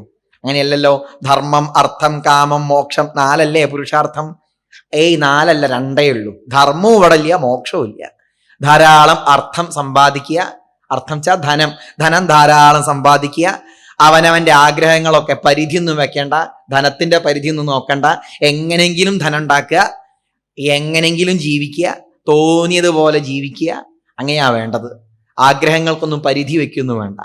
എന്താ ഭർത്താവിന് ജോലി? സ്മഗ്ലിങ്ങാ. എന്നാലും കുഴപ്പമൊന്നുമില്ല, എന്തായാലും കുഴപ്പമൊന്നുമില്ല. ധർമ്മത്തിലൂടെ പണം ഉണ്ടാക്കണമെന്നൊന്നുമില്ല, ഏത് രീതിയിലായാലും പണം ഉണ്ടാക്കുക, എന്നിട്ട് അടിച്ച് പൊളിച്ച് ജീവിക്കുക തന്നെ ആഗ്രഹം. മോക്ഷമൊന്നുമില്ല എന്ന് പറഞ്ഞു. അല്ല, നിങ്ങൾക്കില്ലെങ്കിലും മോക്ഷം ഉണ്ടല്ലോ, ധർമ്മം ഉണ്ടല്ലോ. അതൊന്നും ഇവിടുത്തെ സിലബസിലില്ല. ഇവിടുത്തെ സിലബസിൽ എന്തേ ഉള്ളൂ? എന്താ? അർത്ഥവും കാമവും മാത്രമേ ഉള്ളൂ, വേറെ ഒന്നുമില്ല. ഇങ്ങനെ അങ്ങോട്ട് തുടങ്ങി പഠിപ്പിക്കല്. പ്രഹ്ലാദൻ അവര് പറഞ്ഞാലൊന്നും കേൾക്കൊന്നുമില്ല, നന്നായിട്ട് ആലോചിക്കും. അപ്പൊ നമ്മളും അതെ. അപ്പം ആര് പറഞ്ഞു തന്നാലും നമ്മുടെ സംസ്കാരത്തെക്കുറിച്ചും പൈതൃകത്തെക്കുറിച്ചും നമ്മൾ എന്ത് ചെയ്യണം? സ്വതന്ത്രമായി വായിച്ച് മനസ്സിലാക്കണം. പലരും പലതും പറയും, അതൊക്കെ കേട്ട് ശരിയാണെന്ന് ഇങ്ങോട്ട് ധരിക്കുന്നു വേണ്ട. നമ്മുടെ പുസ്തകങ്ങൾ സംസ്കൃതമൊക്കെ കുട്ടിക്കാലത്ത് തന്നെ കുറച്ച് വായിച്ച് മനസ്സിലാക്കി പഠിക്കുക. ഇപ്പോഴുള്ള 5 മുതൽ 10 വരെയുള്ള സംസ്കൃത വിദ്യാഭ്യാസം പൊതുവിദ്യാലയത്തിൽ നിന്ന് കിട്ടുന്നുണ്ടല്ലോ. അതിലൂടെ തന്നെ നമുക്ക് മഹാഭാരതവും ഭാഗവതവും ഒക്കെ മനസ്സിലാക്കാനും അതിൻ്റെയൊക്കെ അർത്ഥം മനസ്സിലാക്കാനും ഒക്കെ സാധിക്കും, സംശയമൊന്നുമില്ല. വേണമെന്ന് വിചാരിച്ചാൽ രാമായണത്തിൻ്റെയും ഭാഗവതത്തിൻ്റെയൊക്കെ അർത്ഥം സംസ്കൃത പഠനത്തിലൂടെ തന്നെ നമുക്ക് സ്വയം മനസ്സിലാക്കാൻ കഴിയും. അങ്ങനെ നമ്മൾ തന്നെ വായിക്കണം. ഏതെങ്കിലും നിരൂപകന്മാർ പറയുന്നത് കേട്ടിട്ടോ ശ്രീകൃഷ്ണൻ ദുഃഖിയാണ്, അല്ലെങ്കിൽ ശ്രീകൃഷ്ണൻ ആകെ സങ്കടമായിരുന്നു, ഏതെങ്കിലും ഒരു നിരൂപകൻ പറഞ്ഞ് നമ്മൾ കേട്ട് വിശ്വസിക്കണോ? നമുക്ക് തന്നെ മഹാഭാരതം വായിക്കാലോ, നേരിട്ട് വായിച്ചു നോക്കാലോ. കർണൻ ആരാണ്? നല്ല ആളാണോ ചീത്ത ആളാണോ? ഒക്കെ മഹാഭാരതമൊക്കെ നമുക്ക് തന്നെ വായിക്കാലോ. മഹാഭാരതത്തിന്റെ കാഴ്ചപ്പാടെന്താ, ഭാഗവതത്തിന്റെ വീക്ഷണം എന്താണ്, അതൊക്കെ നമുക്ക് തന്നെ സ്വയം വായിച്ച് വിലയിരുത്താനാവണം. അതിനെന്താ വേണ്ടത്? നമ്മൾ തന്നെ പഠിക്കണം. ആരും പറയുന്നത് കേൾക്കൊന്നും വേണ്ട, ഒരാൾ പറയുന്നതും കേൾക്കണ്ട. നമുക്ക് തന്നെ സ്വതന്ത്രമായിട്ട് മനസ്സിലാക്കാനുള്ള എല്ലാ സൗകര്യങ്ങളും നമ്മുടെ ഭൂമിയിലുണ്ട്. അത് ഉപയോഗപ്പെടുത്തുക മാത്രമേ വേണ്ടൂ. ഏതായാലും കുറച്ചു കാലം കഴിഞ്ഞു. ഒരു ഓണപ്പരീക്ഷയൊക്കെ ആവാനായി. ആരാ നോക്കാൻ? പഠിച്ചിട്ടുണ്ടോന്നൊക്കെ നോക്കാൻ ആരാണ്? ഹിരണ്യകശിപു തന്നെയാണ്. ചോദ്യ പേപ്പർ ഉണ്ടാക്കുന്നതും ഹിരണ്യകശിപുവാണ്. പഠിപ്പിക്കാനുള്ള എല്ലാ കാര്യങ്ങളും DD, DO, DPI ഒക്കെ ഹിരണ്യകശിപു തന്നെയാണ്. പ്രഹ്ലാദനെ വിളിച്ചു കൊണ്ടുവന്നു. പ്രഹ്ലാദനോട് എന്താ ചോദിച്ചത്? ഇത്രയും കാലം നീ എന്തെല്ലാം കാര്യങ്ങളാ മനസ്സിലാക്കിയത്, നീ എന്തൊക്കെയാ മനസ്സിലാക്കിയത് ചോദിച്ചു. അപ്പം പ്രഹ്ലാദൻ എങ്ങനെ പറഞ്ഞു കൊടുത്തു? തൽസാധുമന്യേ സുരവര്യദേഹിനാം. പഠിച്ചതിൽ വെച്ച ഏറ്റവും നല്ല പാഠം എന്താന്നാ ചോദിച്ചത്. അങ്ങനെ ചൊല്ലിക്കൊടുത്തു. തൽസാധുമന്യേ സുരവര്യദേഹിനാം സദാ സമുദ്വിഗ്നധിയാമസൽഗ്രഹാൽ ഹിത്വാത്മപാദം ഗൃഹമന്ധകൂപം വനം ഗതോയത് ഹരിമാശ്രയേത. അച്ഛാ, നാമം ജപിക്കാത്ത ഗൃഹം എന്ന് പറഞ്ഞാൽ അത് പൊട്ട കിണർ പോലെയാണ്. നാമം ജപിച്ചിട്ടുണ്ടെങ്കിലേ ആ ഗൃഹം എന്താവുള്ളൂ? തപോവനം ആവുള്ളൂ. തപോവനം ആവണമെങ്കിൽ ഈശ്വര അനുഭൂതി ഉണ്ടാവണം. ഈശ്വരാനുഭൂതിക്കായി ശ്രമിക്കണം. അതിനായി നാമം ജപിക്കണം. അസുരവര്യ എന്നാ വിളിച്ചത്, അസുരന്മാരുടെ നേതാവേ എന്നൊക്കെയാ വിളിച്ചത്. അത് കേട്ടപ്പോൾ ആദ്യം ഹിരണ്യകശിപുവിനൊരു സന്തോഷമായി ഉണ്ടായിരുന്നു. പക്ഷെ പറഞ്ഞപ്പോഴാ വിഷമായത്. ഭഗവാന്റെ നാമം ജപിക്കാത്ത വീട് എന്ന് പറഞ്ഞാൽ പൊട്ടക്കിണർ പോലെയാണ്. അങ്ങനെ ആവരുത്. ഈശ്വരോപാസനയിലൂടെ മനസ്സിനെ ഏകാഗ്രമാക്കൂ, അതിനായിട്ട് ശ്രമിക്കൂ. ഇതാണ് ഹരിമാശ്രയേത, ഹരിയെ ആശ്രയിക്കൂ എന്ന് പറയുകയാണ്. അത് കേട്ടപ്പം ഈ ഗുരുക്കന്മാരോട് ചോദിച്ചു, ഇതാണോ ഞാൻ പഠിപ്പിക്കാൻ പറഞ്ഞത്? പോയി ശരിക്ക് പഠിപ്പിച്ചു കൊണ്ടുവരൂ എന്ന് പറഞ്ഞു. അങ്ങനെ വീണ്ടും ഗുരുക്കന്മാര് പഠിപ്പിച്ചു. പലതരത്തിലുള്ള ഭീഷണികളൊക്കെ ചെയ്തു നോക്കി. കുറെ കളിയാക്കി പരിഹസിച്ചു. ദൈതേയ ചന്ദനവനെ ജാതോയം കണ്ടകദ്രുമ. ദൈത്യന്മാരാകുന്ന ചന്ദനക്കാട്ടിൽ ജനിച്ച മുള്ളിന്റെ മരമാണ് നീ എന്നൊക്കെയാ പറഞ്ഞത്. ശരിക്കും അങ്ങനെയല്ല പറയേണ്ടത്.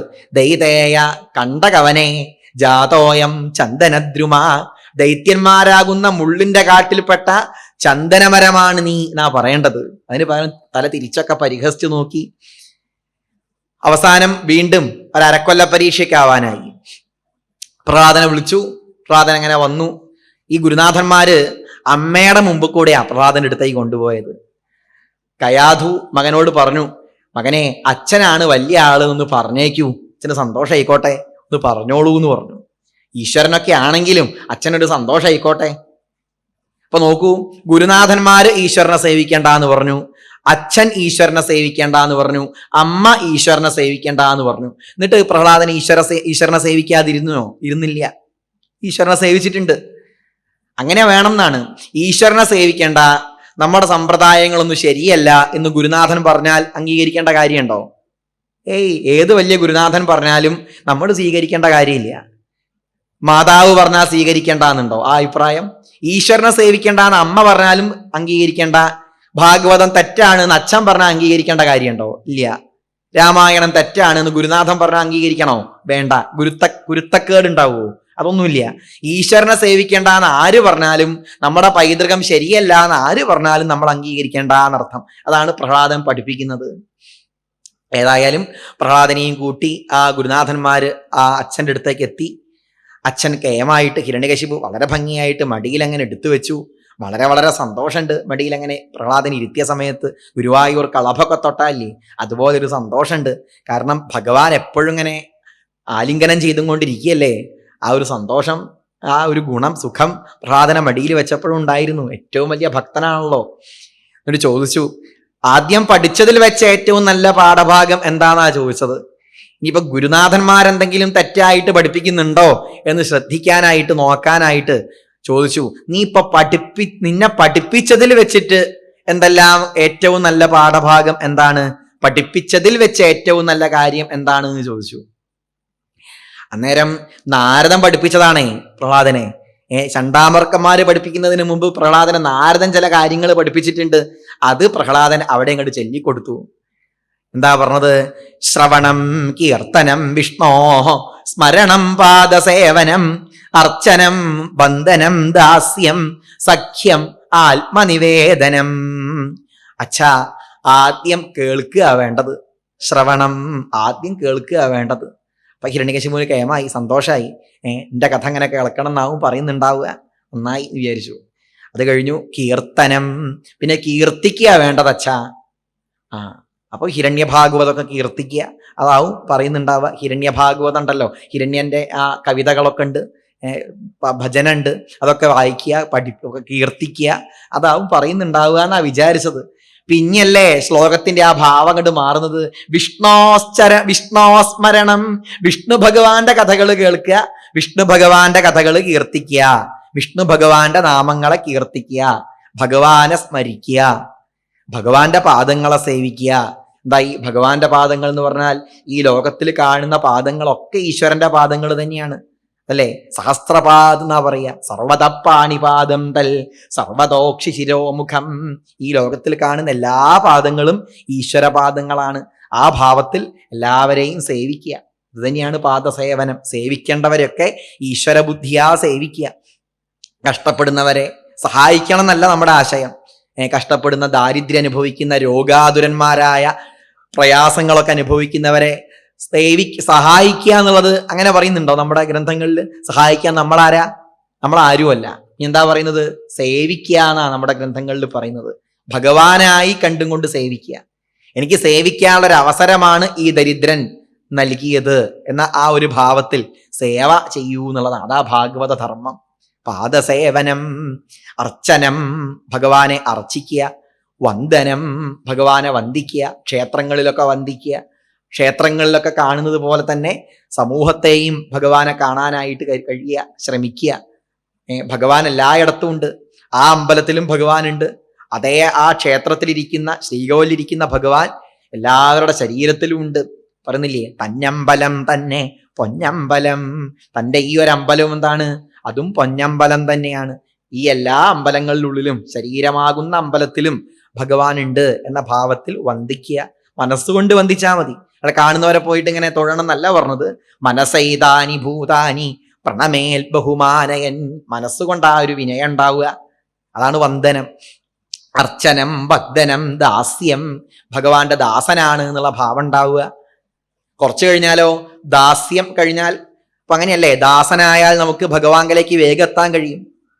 ഇപ്പൊ രാഷ്ട്രപതിയുടെ ദാസനായ ഒരാൾക്ക്, രാഷ്ട്രപതിയുടെ കൂടെ നടക്കുന്ന ഒരു വ്യക്തിയെ വിചാരിച്ചോളൂ, അദ്ദേഹത്തിന്റെ ഗൃഹം അടിച്ചു വാരുന്ന ഒരു സ്ത്രീയാന്ന് കൂട്ടിക്കോളൂ. അവർക്ക് രാഷ്ട്രപതിയെ സമീപിക്കാൻ ഒരു ബുദ്ധിമുട്ടുണ്ടാവില്ല. രാഷ്ട്രപതി ഇരിക്കുന്ന ആ സ്ഥലത്തും അവിടെയൊക്കെ വന്ന് ആ റൂമിന്റെ ഉള്ളിലൊക്കെ അടിച്ചു വാരുന്നുണ്ടാവും, തുടയ്ക്കുന്നുണ്ടാവും, ഒന്ന് മാറി നിൽക്കൂ എന്നൊക്കെ പറയുന്നുണ്ടാവും. നമുക്ക് കഴിയോ രാഷ്ട്രപതിയിലെ ഭവനിലേക്ക് പോവാൻ? നമുക്ക് എളുപ്പമല്ല. MP-യുടെ MLA-യുടെ ഒക്കെ സർട്ടിഫിക്കറ്റ്, അവരുടെയൊക്കെ അനുവാദമൊക്കെ വാങ്ങിയാലേ രാഷ്ട്രപതി ഭവന്റെ ഉള്ളിലൊക്കെ കയറാൻ കഴിയുള്ളൂ. എന്നാൽ അവിടെ അടിച്ചു വാരുന്ന ഒരു സ്ത്രീക്ക് ഒരു ബുദ്ധിമുട്ടും ഇല്ലാതെ ആ ഗൃഹങ്ങളിലൊക്കെ നടക്കാനും അവരോട് ചിലപ്പോൾ സംസാരിക്കാനും കഴിയും, അല്ലേ? അപ്പൊ ഭഗവാന്റെ ദാസനായാലോ ഭഗവാങ്കലേക്ക് വേഗം എടുക്കാൻ കഴിയും. നമ്മൾ രാമദാസനോ കൃഷ്ണദാസനോ ഒക്കെ ആയി മാറണം. അതാണ് ദാസ്യം എന്ന് പറഞ്ഞ അർത്ഥം. ഭഗവാങ്കലേക്ക് വേഗം എടുക്കാൻ കഴിയും. ദാസ്യം കുറച്ചു കഴിഞ്ഞാലോ ആ ദാസ്യത്തിൽ നിന്നും ഉയരണം. സഖ്യം, സഖ്യത്തിലേക്ക് എത്തുക. ഭഗവാന്റെ സുഹൃത്താണ് ഞാൻ എന്നുള്ള ഭാവം വരിക. സൗഹൃദം. അതും കഴിഞ്ഞാലോ പിന്നെയും ഭക്തി മുന്നോട്ട് പോയാൽ, ഭഗവത്പാദ സ്നേഹം മുന്നോട്ട് പോയി കഴിഞ്ഞാൽ സുഹൃത്തുമല്ല. സുഹൃത്താകുമ്പോൾ അന്യൻ ആണല്ലോ ഭഗവാൻ. കുറച്ചു കഴിഞ്ഞാൽ അന്യനില്ലാത്തൊരവസ്ഥ വരും. താനും ഭഗവാനും ഒന്നായി മാറും. ആത്മനിവേദനം, തന്നെ ഭഗവാനായി സമർപ്പിക്കുക. അല്ലേ ആ ഒട്ടൂരിന്റെ കവിതയിൽ പറയുന്നത്? കണ്ണന്റെ പുണ്യ നാമവർണ്ണങ്ങൾ കർണത്തിലെന്നു കേൾക്കും ഞാൻ, കർണത്തിൽ കേട്ടു കോൾമയർ കൊണ്ടു കണ്ണീരിലെങ്ങു മുങ്ങും ഞാൻ, കണ്ണീരിൽ മുങ്ങി ശുദ്ധനായി നാമം തന്നെത്താനെന്നു പാടും ഞാൻ, തന്നെത്താൻ പാടി മോദത്താൽ മണ്ണും വിണ്ണുമെന്നു മാറക്കും ഞാൻ. അങ്ങനെ ആ സ്റ്റെപ്പായിട്ടുള്ള ആ ഭക്തിയെക്കുറിച്ച് ശ്രവണം, കീർത്തനം, ആദ്യത അതുപോലുള്ള ഭാഗവത വേദിയിലൊക്കെ വന്ന് ഇരിക്കുക വേണ്ടത്. അങ്ങനെ കുറേ ഭഗവത് കഥകൾ ഇങ്ങനെ കേൾക്കുക. കേട്ടാലാണ് നമ്മൾ ആലോചിക്കുക. എന്നാ ഭാഗവതം പുസ്തകം ഒന്ന് വാങ്ങിയാലോ? അങ്ങനെ ആലോചിച്ചു. ഭാഗവതം പുസ്തകം എവിടുന്നാ കിട്ടുക എന്നിങ്ങനെ ആലോചിച്ചു. അങ്ങനെ ദേവസ്വം ബുക്ക് സ്റ്റാളിൽ പോയിട്ട് ഭാഗവതം പുസ്തകം കൊണ്ട് വാങ്ങി. പിന്നെയോ ഭാഗവതം അങ്ങനെ വായിക്കാൻ തുടങ്ങി. കീർത്തനം, ആ കീർത്തനത്തിലൂടെ ഭഗവത് സ്മരണയിലേക്ക് എത്തി. അങ്ങനെ പതുക്കെ പതുക്കെ നമ്മൾ തന്നെ ആരാവുന്നു? ആചാര്യന്മാരാവുന്നു. ആചാര്യന്മാരാവുകയല്ല, പിന്നെയും മുന്നോട്ട് പോകുന്നു. ആചാര്യന്മാരായാലും പോരാ, അതിൽ നിന്ന് ഭക്തിയിലേക്ക് എത്തണം, പൂർണ്ണ ഭക്തിയിലേക്ക് എത്തണം. അങ്ങനെ അങ്ങനെ ആ പാദസേവനത്തിലേക്കും അവസാനം വൈരാഗ്യങ്ങളൊക്കെ വന്ന് പെട്ടെന്ന് വൈരാഗ്യം വരുമൊന്നുമില്ല. മുടി കൊഴിയുന്നത് പോലെ വിരക്തി വരണം എന്നാണ്. ആദ്യം ഇങ്ങനെ മുടി പിടിച്ചു വലിച്ചാലോ നല്ല വേദനയാവും.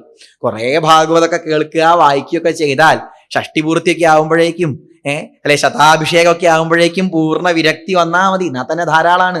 അങ്ങനെ ഈ ജന്മം കൊണ്ട് തന്നെ അവസാനം എവിടേക്ക് എത്തുക? ആത്മനിവേദനം, തന്നെ ഭഗവാനിലേക്ക് ചേർക്കുന്ന അവസ്ഥയിലേക്ക് എത്തുക. തന്നെയാണ് ജ്ഞാനം, സന്യാസം എന്നൊക്കെ പറഞ്ഞാൽ ഈ ആത്മനിവേദനം തന്നെയാണ്. ജ്ഞാനത്തിലെ സന്യാസവും ഭക്തിയോഗത്തിലെ ആത്മനിവേദനവും ഒക്കെ എന്താണ്? ഒന്നു തന്നെയാ, വ്യത്യാസമൊന്നുമില്ല. അങ്ങനെ ആ 9 പ്രകാരത്തിലുള്ള ആ ഭക്തി അങ്ങോട്ട് പറഞ്ഞു കൊടുത്തു. ഭക്തിയോഗമാണ് എളുപ്പം. ജ്ഞാനയോഗത്തിന് എന്താ കുഴപ്പമെച്ചാൽ ഒഴിവാക്കാനാ പറയുന്നത്, എല്ലാം ഉപേക്ഷിക്കൂ എന്നാ പറയുക. ഭക്തിയോഗത്തിലോ ഒന്നും ഒഴിവാക്കണ്ട.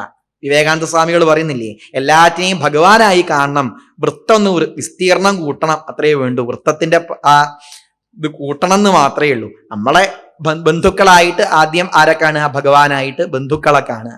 അത് കഴിഞ്ഞ് ആ വൃത്തം ഇങ്ങനെ വർദ്ധിപ്പിക്കുക. എല്ലാറ്റിലും ഭഗവാനെ കാണാനുള്ള ആ ഒരു ഭാവം ഉണ്ടാവുക. അവസാനം വസുധൈവ കുടുംബകം എന്നുള്ളതിലേക്ക് ഉയരുക. ഇതാണ് ഭക്തിയോഗം. അതല്ലേ എളുപ്പം, കൂടുതൽ എളുപ്പം അതാണ്. അങ്ങനെ 9 പ്രകാരത്തിലുള്ള ആ ഭക്തിയെക്കുറിച്ച് അങ്ങോട്ട് പറഞ്ഞു കൊടുത്തു. ഇത് മുഴുവൻ കേൾക്കാനൊന്നും ഹിരണ്യകശിപു നിന്നില്ല. മടിയിലിരിക്കുന്ന പ്രഹ്ലാദനെ അങ്ങോട്ട് തട്ടി മാറ്റി. പ്രഹ്ലാദൻ മറഞ്ഞങ്ങനെ വീണു. പെട്ടെന്ന് ഭൂമിദേവി അവിടെ പ്രത്യക്ഷപ്പെട്ട് പ്രഹ്ലാദനെ രക്ഷിച്ചു. എന്തായാലും ഇവൻ എൻ്റെ ശത്രുവാണ്, ഇവന്റെ ഇളയച്ഛനെയാണ് ഇവൻ കുറ്റം പറയുന്നത്, ഇവൻ എൻ്റെ ശത്രുവാണ്. അച്ഛൻ്റെ അനുജനെ കുറ്റം പറയുന്നവൻ ആരാണ്? കുലദ്രോഹി തന്നെയാണ്.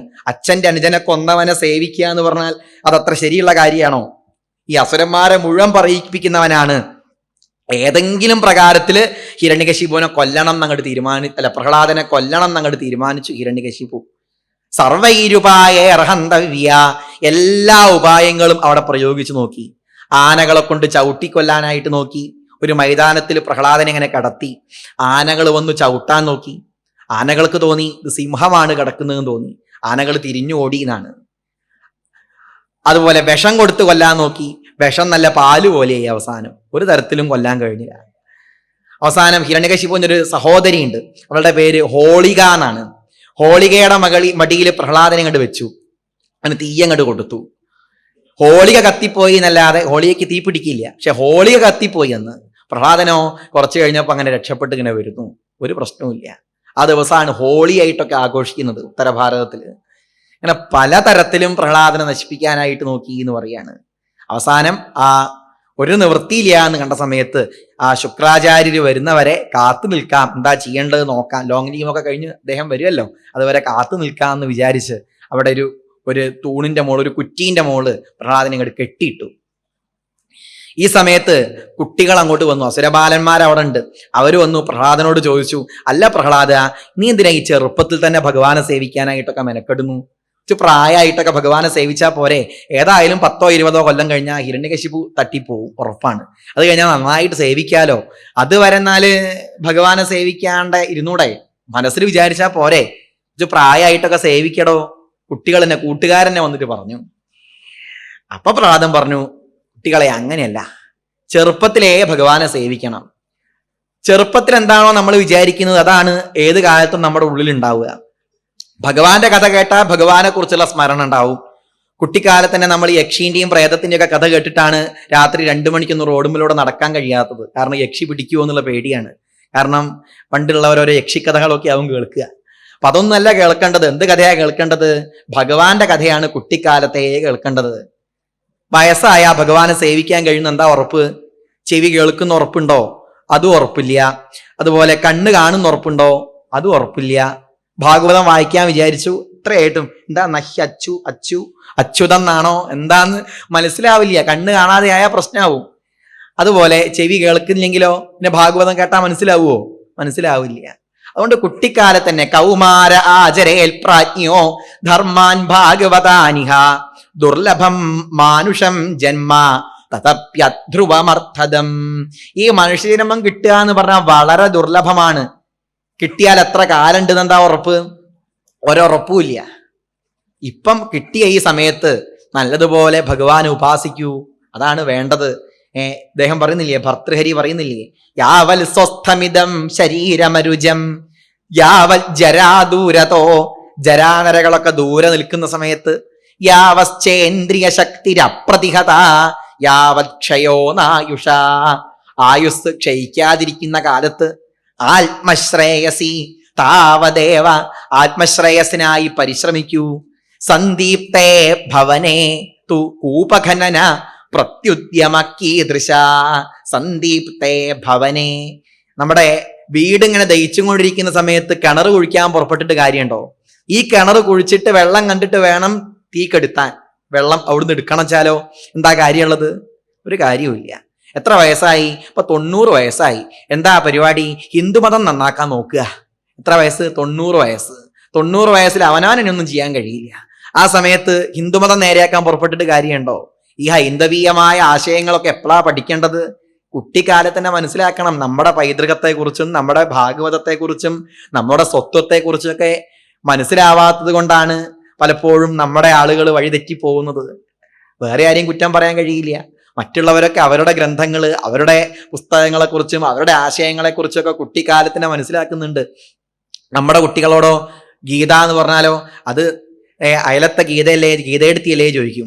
ആ ഗീതയെക്കുറിച്ച് മാത്രമേ അറിയുള്ളൂ. ഭഗവത്ഗീത കേൾക്കുന്നുണ്ടോ? ഇല്ല. മനസ്സിലാക്കുന്നുണ്ടോ? മറ്റുള്ളവർക്ക് അവരുടെ മതഗ്രന്ഥങ്ങളെക്കുറിച്ച് നന്നായിട്ട് ധാരണ ഉണ്ട്. ഇപ്പം കുറെ മാറ്റം വന്നിട്ടുണ്ടായി. ഇതുപോലുള്ള സത്രങ്ങളൊക്കെ നടക്കുന്നത് കൊണ്ടും ഭാഗവത യജ്ഞങ്ങൾ ധാരാളം നടക്കുന്നത് കൊണ്ടും അനവധി മഹാത്മാക്കളായ ആചാര്യന്മാരുടെ പ്രവർത്തനങ്ങളെ കൊണ്ടും ഒക്കെ പല മാറ്റങ്ങളും ഇന്ന് സംഭവിക്കുന്നുണ്ട്. പണ്ടങ്ങനെ ആയിരുന്നില്ല. അവരിടക്കാലത്ത് നമുക്ക് ചില ക്ഷയങ്ങൾ വന്നു പോയിട്ടുണ്ട്. എന്നത് മാറ്റം വന്നു. എന്നാലും അതങ്ങോട്ട് പൂർണ്ണ തോതിലേക്ക് എത്തുക വേണ്ടത്. അതിനുള്ള ശ്രമമാണല്ലോ അപ്പൊ ഇതിലൂടെയൊക്കെ സംഭവിക്കുന്നത്. അപ്പൊ കൗമാര ആചരേൽ പ്രാജ്ഞോ, കുട്ടിക്കാലത്ത് തന്നെ ഭഗവാന്റെ കഥകളൊക്കെ മനസ്സിലാക്കൂ. എന്നിട്ട് പറയാണ്, പുംസോ വർഷശതം ഹ്യായു തദർത്ഥം വാചിതാത്മന നിഷ്ഫലം യദസൗരാത്രിയാം ശേതേ അന്ധം പ്രാപിതസ്തമ. ആ അനവധി കാലം ആയസ്സുണ്ടെങ്കിൽ, 100 കൊല്ലം ആയസ്സുണ്ടെങ്കിൽ തന്നെ അതിൽ 50 കൊല്ലം നമ്മൾ ഉറങ്ങിക്കൊണ്ട് പോയി, രാത്രിയായിട്ട് പോയില്ലേ. 20 കൊല്ലം ബാലകനായിട്ടും പോയി, 20 കൊല്ലം വൃദ്ധനായിട്ടും പോയി. 100 കൊല്ലം ആയുസ്സുണ്ടെങ്കിൽ തന്നെ നമ്മൾ ജീവിക്കുന്നത് എത്ര കൊല്ലാണ്? കാര്യമായി ജീവിക്കുന്നത് 10 കൊല്ലാണ്. ആ സമയത്ത് നമ്മൾ ഒരിക്കലും നടക്കാത്ത ഓരോ ആഗ്രഹങ്ങളുടെ വഴിയെ പോകുന്നു. കുഞ്ചൻ നമ്പ്യാർ പറയുന്നില്ലേ, തുപ്പലിറക്കി നടക്കുന്നവൻ ഒരു കപ്പലു കടലിലിറക്കാൻ മോഹം ആണ്. തുപ്പലിറക്കി നടക്കാൻ മാത്രമേ വയ്ക്കൂ. എന്താ മോഹം? കപ്പലു കടലിലിറക്കാൻ മോഹം. ഇങ്ങനെയുള്ള ഓരോരോ മോഹങ്ങളായി ദുരാപൂരേണ കാമേന മോഹേന ച ബലീയസാം. ആവേണ്ടതിന് പകരം നമ്മൾ ആരാവുന്നു? കുടുംബരാമന്മാരായിട്ട് അങ്ങനെ നടക്കുന്നു. ഞാനും എൻ്റെ കുടുംബവും മാത്രം മതി, മറ്റൊന്നും വേണ്ട, വേറെ ആരും വേണമെന്നില്ല. ഇങ്ങനൊരു ചിന്തയോടുകൂടി പോകുന്നു. അതല്ല വേണ്ടത്. ഭഗവത് സ്മരണയാണ് ഉണ്ടാവേണ്ടത്. ഭഗവാനെ ചിന്തിക്കാൻ ഒരു പ്രയാസവുമില്ല. ഭഗവാൻ എല്ലാവരിലും ഒരുപോലെ വർത്തിക്കുന്ന ശക്തിയാണ്. എന്തേ വേണ്ടു? തസ്മാൽ സർവേഷു ഭൂതേഷു ദയാം കുരുത സൗഹൃദം. എല്ലാ ചരാചരങ്ങളോടും എന്തുണ്ടാവുക? ദയാം കുരുത, ദയ ഉണ്ടാവുക, സൗഹൃദം ഉണ്ടാവുക. ആസുരം ഭാവം ഉന്മുച്യ. ആസുരഭാവം എന്ന് പറഞ്ഞാൽ ഭഗവത്ഗീതയിൽ പറയുന്നില്ലേ, കോന്യോസ്തി സദൃശോമയ, എനിക്ക് തുല്യനായിട്ട് ആരാളത്? ദംഭോ ദർപ്പോഭിമാനശ്ച. ദംഭം, ദർപ്പം, അഭിമാനം. ക്രോധ പാരുഷ്യമേവച. അകാരണമായ ക്രോധം, പരുഷമായ പെരുമാറ്റം, ഇതൊക്കെയാണ് ആസുരികത എന്ന് പറഞ്ഞാൽ. ഈ ആസുരികതയൊക്കെ പോവുക, സകലരോടും ദയ ഉണ്ടാവുക, സൗഹൃദം ഉണ്ടാവുക. ദയാഭൂതേഷലോലുപ്ത്വം മാർദ്ദവം ഹ്രീരചാപലം ഒക്കെ ഗീതയിൽ ദേവഗുണത്തെ കുറിച്ച് പറയും. ദയ ഉണ്ടാവുക, അതുപോലെ മൃദുവായ പെരുമാറ്റം ഉണ്ടാവുക, സകല ചരാചരങ്ങളിലും ഈശ്വരൻ ഉണ്ടാകുന്നുള്ള വിചാരം ഉണ്ടാവുക, അഹിംസ, സത്യം, അക്രോധം, അഹിംസ ഉണ്ടാവുക, സത്യബുദ്ധി ഉണ്ടാവുക, സത്യം സംസാരിക്കുക, അക്രോധം, ക്രോധം ഇല്ലാതിരിക്കുക. ഇതൊക്കെയായ നമ്മൾ ആരായി? നമ്മളും ദേവൻ തന്നെയായി. അതെ, അസുരൻ എന്ന് കേൾക്കുമ്പോഴേക്ക് അസുരന്റെ മക്കളൊക്കെ അസുരന്മാരാണ്, ദേവന്മാരുടെ മക്കളൊക്കെ ദേവന്മാരാണ്, അങ്ങനെ പറയുന്നില്ല. നമ്മളിലും മനുഷ്യന്മാരിലും ആരുണ്ടാവും? ദേവനും ഉണ്ടാവും, അസുരനും ഉണ്ടാവും, രാക്ഷസനും ഉണ്ടാവും, ഒക്കെ നമ്മളിലും ഉണ്ട്. നമ്മുടെ സ്വഭാവം നന്നായാൽ നമ്മൾ ആരാവുന്നു? ദേവനാവുന്നു. അത്രയേ വേണ്ടൂ. ആസുരം ഭാവമുന്മുച്യ. ആസുരികമായ ആ ഭാവത്തെ നീക്കി സകല ചരാചരങ്ങളോടും ദയ ഉണ്ടാവട്ടെ. ഇങ്ങനെയൊക്കെ അങ്ങോട്ട് പറഞ്ഞു കൊടുത്തു. അപ്പൊ ചോദിച്ചു, നിനക്കിതൊക്കെ ആരാ പറഞ്ഞു തന്നത്? അപ്പൊ നാരദൻ പഠിപ്പിച്ചതാണ് എന്ന് പറഞ്ഞു. നാരദനോ? നാരദൻ ഇവിടെ വന്നിട്ട് എന്നാ സ്പെഷ്യൽ ക്ലാസ് എടുത്തത്? ഇവിടെ വന്ന് ക്ലാസ് എടുത്തതല്ല. ഞാൻ അമ്മയുടെ ഗർഭത്തിലിരിക്കുന്ന സമയത്ത് എന്നെ ഇന്ദ്രൻ തട്ടിക്കൊണ്ടുപോയി. ഒരു ഹിരണ്യകശിപുവിനെ കൊണ്ട് തന്നെ ബുദ്ധിമുട്ടുണ്ട്. ഹിരണ്യകശിപു തപസ് ചെയ്യാൻ പോയതാണ്. ഇനിയിപ്പോ ഒരു ചോട്ടാ ഹിരണ്യകശിപു കൂടി ഉണ്ടാവണ്ടെന്ന് വിചാരിച്ചിട്ട് ഈ കുട്ടിയെ കൊല്ലാൻ വേണ്ടി കൊണ്ടുപോയതാണ്. അങ്ങനെ കൊണ്ടുപോകുമ്പോൾ നാരദൻ കണ്ടു. നാരദൻ കണ്ടിട്ട് ചോദിച്ചു, ഇതാരാ? ഇത് ഹിരണ്യകശിപുവിന്റെ ഭാര്യ. അല്ല, ഹിരണ്യകശിപുവിന്റെ ഭാര്യന്റെ തൻ്റെ കൂടെ? അപ്പൊ നാരദൻ ചോദിച്ചതല്ലേ, ഒന്നും പറയാനും കഴിയില്ല. അവസാനം പറഞ്ഞു, ഈ കുട്ടിയെ കൊല്ലാൻ വേണ്ടിയിട്ടാണ്. അങ്ങനെ വേണ്ട, അതിന് അമ്മയെ കൊല്ലുക, അത് വേണ്ട. മാതൃവൽ പരതാരേഷു. അന്യ സ്ത്രീകളെ എങ്ങനെ കാണണം?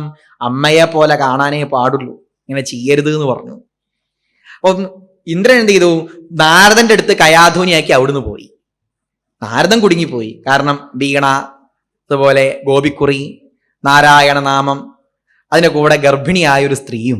വലിയ ബുദ്ധിമുട്ടായി. ആരാത് എന്ന് ചോദിക്കാൻ തുടങ്ങി. നാരദൻ നേരെ ആശ്രമം ഉണ്ടാക്കിയില്ല. ഈ കയാധുവിനെ രക്ഷിക്കാൻ വേണ്ടി നാരദൻ എന്ത് ചെയ്തു?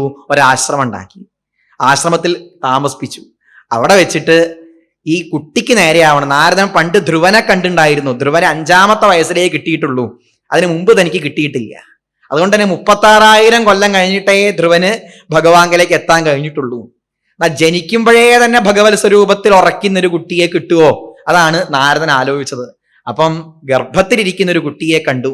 ആ കുട്ടിക്കായിട്ട്, അതും അസുരന്റെ മകനാണ്, അവന് 4 ധർമ്മസൂത്രങ്ങൾ മുഴുവൻ, ഭക്തിസൂത്രങ്ങളൊക്കെ പഠിപ്പിച്ചു കൊടുക്കാന്ന് വിചാരിച്ചു. ധർമ്മസ്യ തത്വം ജ്ഞാനം ജാ. ധർമ്മത്തിന്റെ, ഭാഗവത ധർമ്മത്തിന്റെ തത്വവും ഉപനിഷത്തിന്റെ സാരവും ഭക്തിസൂത്രത്തിന്റെ മഹിമയുമൊക്കെ ഈ കുട്ടിയെ അങ്ങനെ പഠിപ്പിച്ചു കൊടുത്തു. അവിടെ പറയാണ്, മാം അപ്യുദ്ദിശ്യ നിർമ്മലം.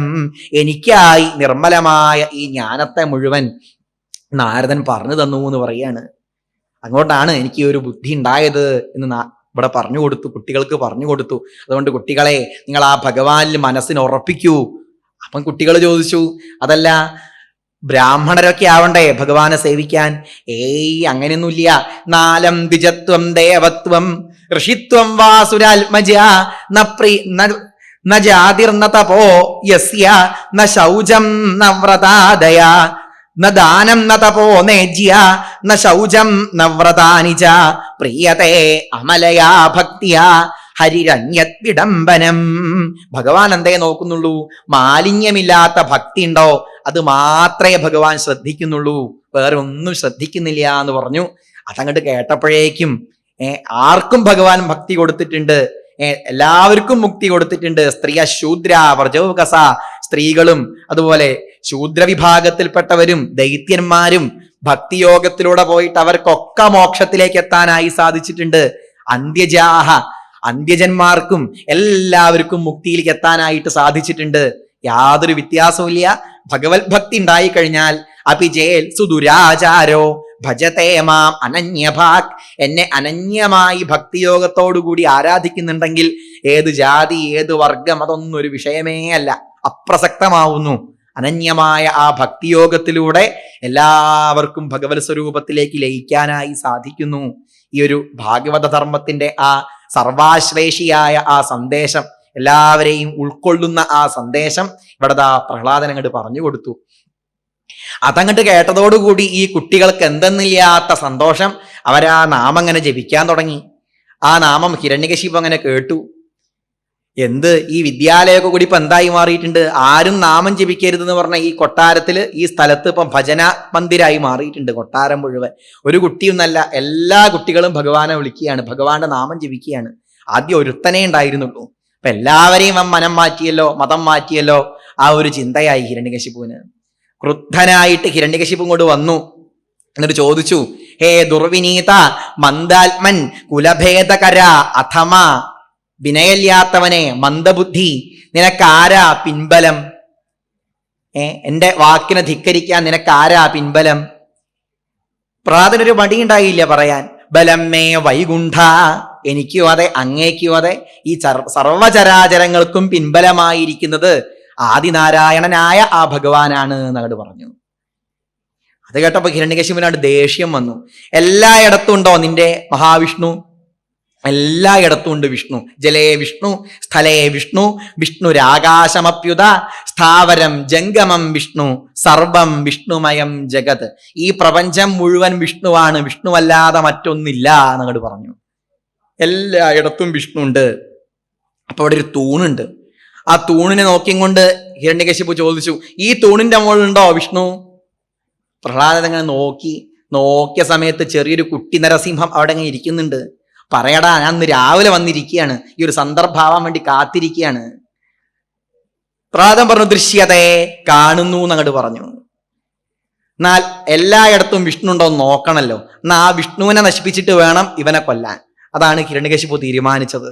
നേരെ ആ തൂണിന്റെ അടുത്തേക്ക് അങ്ങോട്ട് ചെന്നു. ഖഡ്ഗം പ്രഗൃഹ്യോൽപതിതോ വരാസനാൽ സ്തംഭം തദാടാതിബലസ്വമുഷ്ടിന, തന്റെ കൈകൊണ്ടാഞ്ഞോങ്ങിയൊരൊറ്റ വെട്ടങ്ങട് കൊടുത്തു എന്ന് പറയാണ്. പിന്നെ എന്താ സംഭവിച്ചതെന്ന് പറയാൻ മേൽപ്പത്തൂര് പറയുന്നുണ്ട്, എനിക്ക് സാധിക്കുന്നില്ല ഭഗവാനെ, ഞാൻ ഇന്നിതാ നിർത്തുകയാണ് എന്ന് പറഞ്ഞിട്ട് അതിനുള്ള ശക്തി എനിക്ക് തരണേ എന്ന് പറഞ്ഞിട്ട് മേൽപ്പത്തൂര് പോവുകയാണ്. പിറ്റേ ദിവസമാണ് അടുത്ത ദശകം എഴുതുന്നത്. ഭഗവാൻ പറഞ്ഞു എഴുതിക്കോളൂ എന്ന് ഭഗവാൻ പറയാണ്. പിന്നെ പിറ്റേ ദിവസം രാവിലെ മേൽപ്പത്തൂര് ഗുരുവായൂർ അമ്പലത്തിന് മുമ്പിൽ ആ എഴുതുന്ന സ്ഥലം അറിയാലോ, എഴുതിയ സ്ഥലം, അവിടെ ഇരുന്ന് നോക്കുമ്പം ഉണ്ണിക്കണ്ണനായിട്ടോ വേണുഗോപാലനായിട്ടോ ഒന്നല്ല ഭഗവാനെ കണ്ടത്, നരസിംഹമൂർത്തിയായിട്ടാണ് കണ്ടത്. എന്താ ആ തൂണിൽ അങ്ങോട്ട് വെട്ടി ഹിരണ്യകശിപു. ഇനിയൊന്നും പറയണ്ട. സ്തംഭേ ഘട്ടയതോ ഹിരണ്യകശിപോ കർണൗ സമാചൂർണയൻ ആഘൂർണജഗദണ്ഡകുണ്ഡകുഹരോ ഘോരസ്തവാ ഭൂദ്രവാ. ഹിരണ്യകശിപുവിന്റെ ആ കർണഭേരി പൊട്ടി തകരുന്ന തരത്തില് അതിഭയാനകമായ ഒരു അട്ടഹാസം അവിടുന്ന് അങ്ങനെ ഉണ്ടായി എന്ന് പറയാണ്. ഒരു 10,000 ഇടിയൊക്കെ ഒന്നിച്ചു വെട്ടിയാലേ അതുപോലുള്ള അതിഭയാനകമായ ഒരു അട്ടഹാസം. ഭൂപ്രഭുജംഗ പ്രഖര ഖര ഖര പ്രജ്വലജ്വാലമാലാം ഖർച്ചർച്ചം ഖർച്ച ഖർച്ചം ഖഗ ഖഗ ഖഗനം ഖദ്രമുദ്രജയന്തം ഭൂഭാഗം ഭൂരിഭാഗം ഖര ഖര ഖരണം ഖദ്രമുദ്രത്യ പീഠം പുച്ഛം പൃച്ഛന്തു യച്ഛ തുഹിന കര കര പാതുമാം നാരസിംഹ. ആ ഒരു അട്ടഹാസം കൊണ്ട് തന്നെ ആകാശത്തിലുള്ള നക്ഷത്രങ്ങളൊക്കെ ഊഞ്ഞാലാടും പോലെ അങ്ങനെ ആടാൻ തുടങ്ങി എന്നാ പറഞ്ഞത്. എന്താ ആ ശബ്ദം? അത് ഭൂമി മുഴുവൻ അങ്ങോട്ട് വ്യാപിച്ചു. അതേ ശബ്ദം താഴേക്ക് അതലം വിതലം സുതലം തലാതലം രസാതലം പാതാളം. അതേ ശബ്ദം മുകളിലേക്ക് ഭുവർലോകം മഹർലോകം ജനർലോകം സത്യലോകം. സത്യലോകത്തില് ബ്രഹ്മാവിനെ പോലും ഒന്ന് ഞെട്ടിച്ചു ഭഗവാൻ. കാരണം ഇങ്ങനത്തെ ഓരോരോ വരം കൊടുത്താൽ പ്രശ്നമാവും ബ്രഹ്മാവേ എന്ന് പറഞ്ഞുകൊണ്ട് ബ്രഹ്മാവടക്കം ആ ശബ്ദം കാരണം അവിടുന്ന് അങ്ങോട്ട് തെറിച്ച് വീണുപോയി എന്ന് പറയാണ്. ഹിരണ്യകശിപു ആയതുകൊണ്ടാണ് അവിടെ നിന്നത്. കുറച്ചങ്ങനെ കഴിഞ്ഞു. സ്തംഭസ്യ മധ്യാതനു നിർജിഹാനം നായം മൃഗോ നാപി നരോ വിചിത്രം അഹോ കിമേതൽ നിർവൃകേന്ദ്ര രൂപം. ആ തൂണിൻ്റെ ഉള്ളിൽ നിന്നൊരു രൂപം അങ്ങനെ പുറമേക്ക് അങ്ങനെ വരുന്നുണ്ട്. ആകണ്ഠം നരാകാരം അപ്പുറം സിംഹാകാരം. കഴുത്ത് വര മനുഷ്യനും മുകളിലേക്ക് സിംഹവുമായി കൊണ്ടൊരു രൂപം. സത്യം വിധാതും നിജഭൃത്യഭാഷിതം വ്യാപ്തിം ച ഭൂതേഷു അഖിലേഷു ചാത്മന അദൃശ്യത അത്യത്ഭുത രൂപമുദ്വഹൻ സ്തംഭേ സഭായാം നമൃഗം നമാനുഷം. തന്റെ ഭൃത്യന്റെ ആ വാക്കിനെ സത്യമാക്കുന്നതിനായി സകല ചരാചരങ്ങളിലും ഈശ്വര മഹിമ എല്ലായിടത്തും നിറഞ്ഞു നിൽക്കുന്നുണ്ട്. ഈശ്വര ശക്തി ഈശ്വരൻ എല്ലായിടത്തും നിറഞ്ഞു നിൽക്കുന്നുണ്ട് എന്ന ആ വാക്യത്തെ സത്യമാക്കുന്നതിനായി സാധാരണ കൃഷ്ണാവതാരം പോലും എന്താ പറഞ്ഞത്? തം അത്ഭുതം എന്ന് മാത്രമേ പറഞ്ഞിട്ടുള്ളൂ. തം അത്ഭുതം ബാലകം എന്ന് മാത്രമേ പറഞ്ഞിട്ടുള്ളൂ. ഇവിടെയോ എന്താ പ്രയോഗിച്ചത്? അത്യത്ഭുത രൂപമുദ്വഹൻ. അത്യത്ഭുതം എന്നാ പ്രയോഗിച്ചത്. അല്ലാണ്ട് എന്താ പറയുക? അത്യത്ഭുതമായ രൂപത്തോടുകൂടി ഭഗവാനത ആ തൂണിന്റെ ഉള്ളിൽ നിന്ന് നീ പറയാൻ പോകുന്നുണ്ടല്ലോ ഭഗവത്ഗീതയില്, നമേ ഭക്ത പ്രണശ്യതി, എന്റെ ഭക്തന് നാശമില്ല എന്നൊക്കെ പറയാൻ പോകുന്നുണ്ട്. ആ വാക്യത്തെയൊക്കെ സത്യമാക്കാനായി ഭഗവാനത അവിടുന്ന് ആ തൂണിന്റെ ഉള്ളിൽ നിന്ന് പുറമേക്ക് ഇങ്ങോട്ട് ചാടി ഇങ്ങോട്ട് വന്നു എന്ന് പറയാണ്. എന്താ കഥ? തപ്തസ്വർണ സവർണ ഘൂർണദധിരൂക്ഷാക്ഷം സടാകേസര പ്രോൽക്കംബ പ്രതികുംഭിതാംബരമഹോ ജീയാത്തവേദം വപു വ്യാപ്തവ്യാപ്ത മഹാദരീ സഖമുഖം ഖഡ്ഗോൽഗ്രവൽഗൻ മഹാജിഹ്വ നിർഗത ദൃശ്യമാനസു മഹാ ദംഷ്ട്രായുഗോഡാമരം. ഒരു ശ്ലോകത്തിലെ മേൽപ്പത്തൂര് 3 തവണയാ മഹാ എന്ന് പ്രയോഗിച്ചത്. പദകുബേരനായ മേൽപ്പത്തൂരിന് മഹാന്ന് 3 പ്രാവശ്യം പ്രയോഗിക്കേണ്ട കാര്യമുണ്ടോ? ഇതല്ലാണ്ട് എന്താ പ്രയോഗിക്കുക?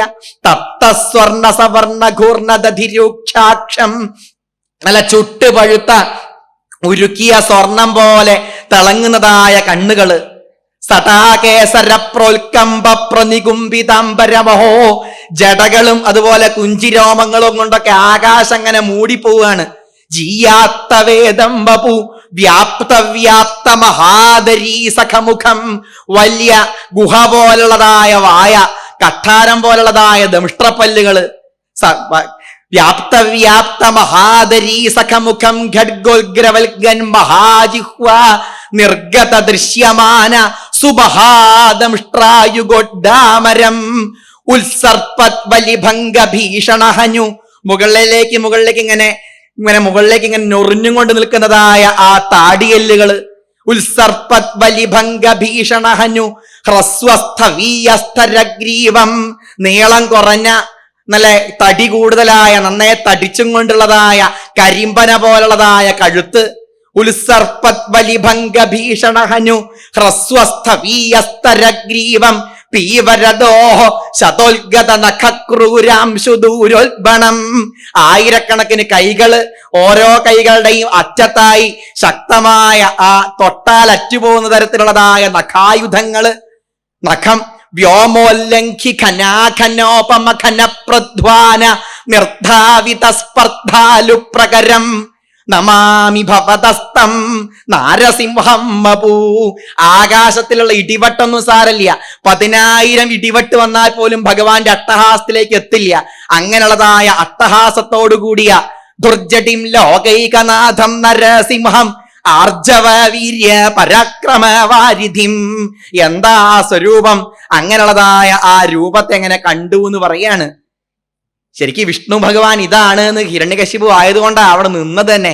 നൂനം വിഷ്ണു നിഹന്യമുമിതി, ഇവനാണ് വിഷ്ണു, എന്റെ അനുജനെ കൊന്നവനാണ് എന്നും പറഞ്ഞിട്ട് എന്ത് ചെയ്തു, അവിടുന്ന് വാളും പരിചയമൊക്കെ എടുത്തും കൊണ്ട് വന്നു.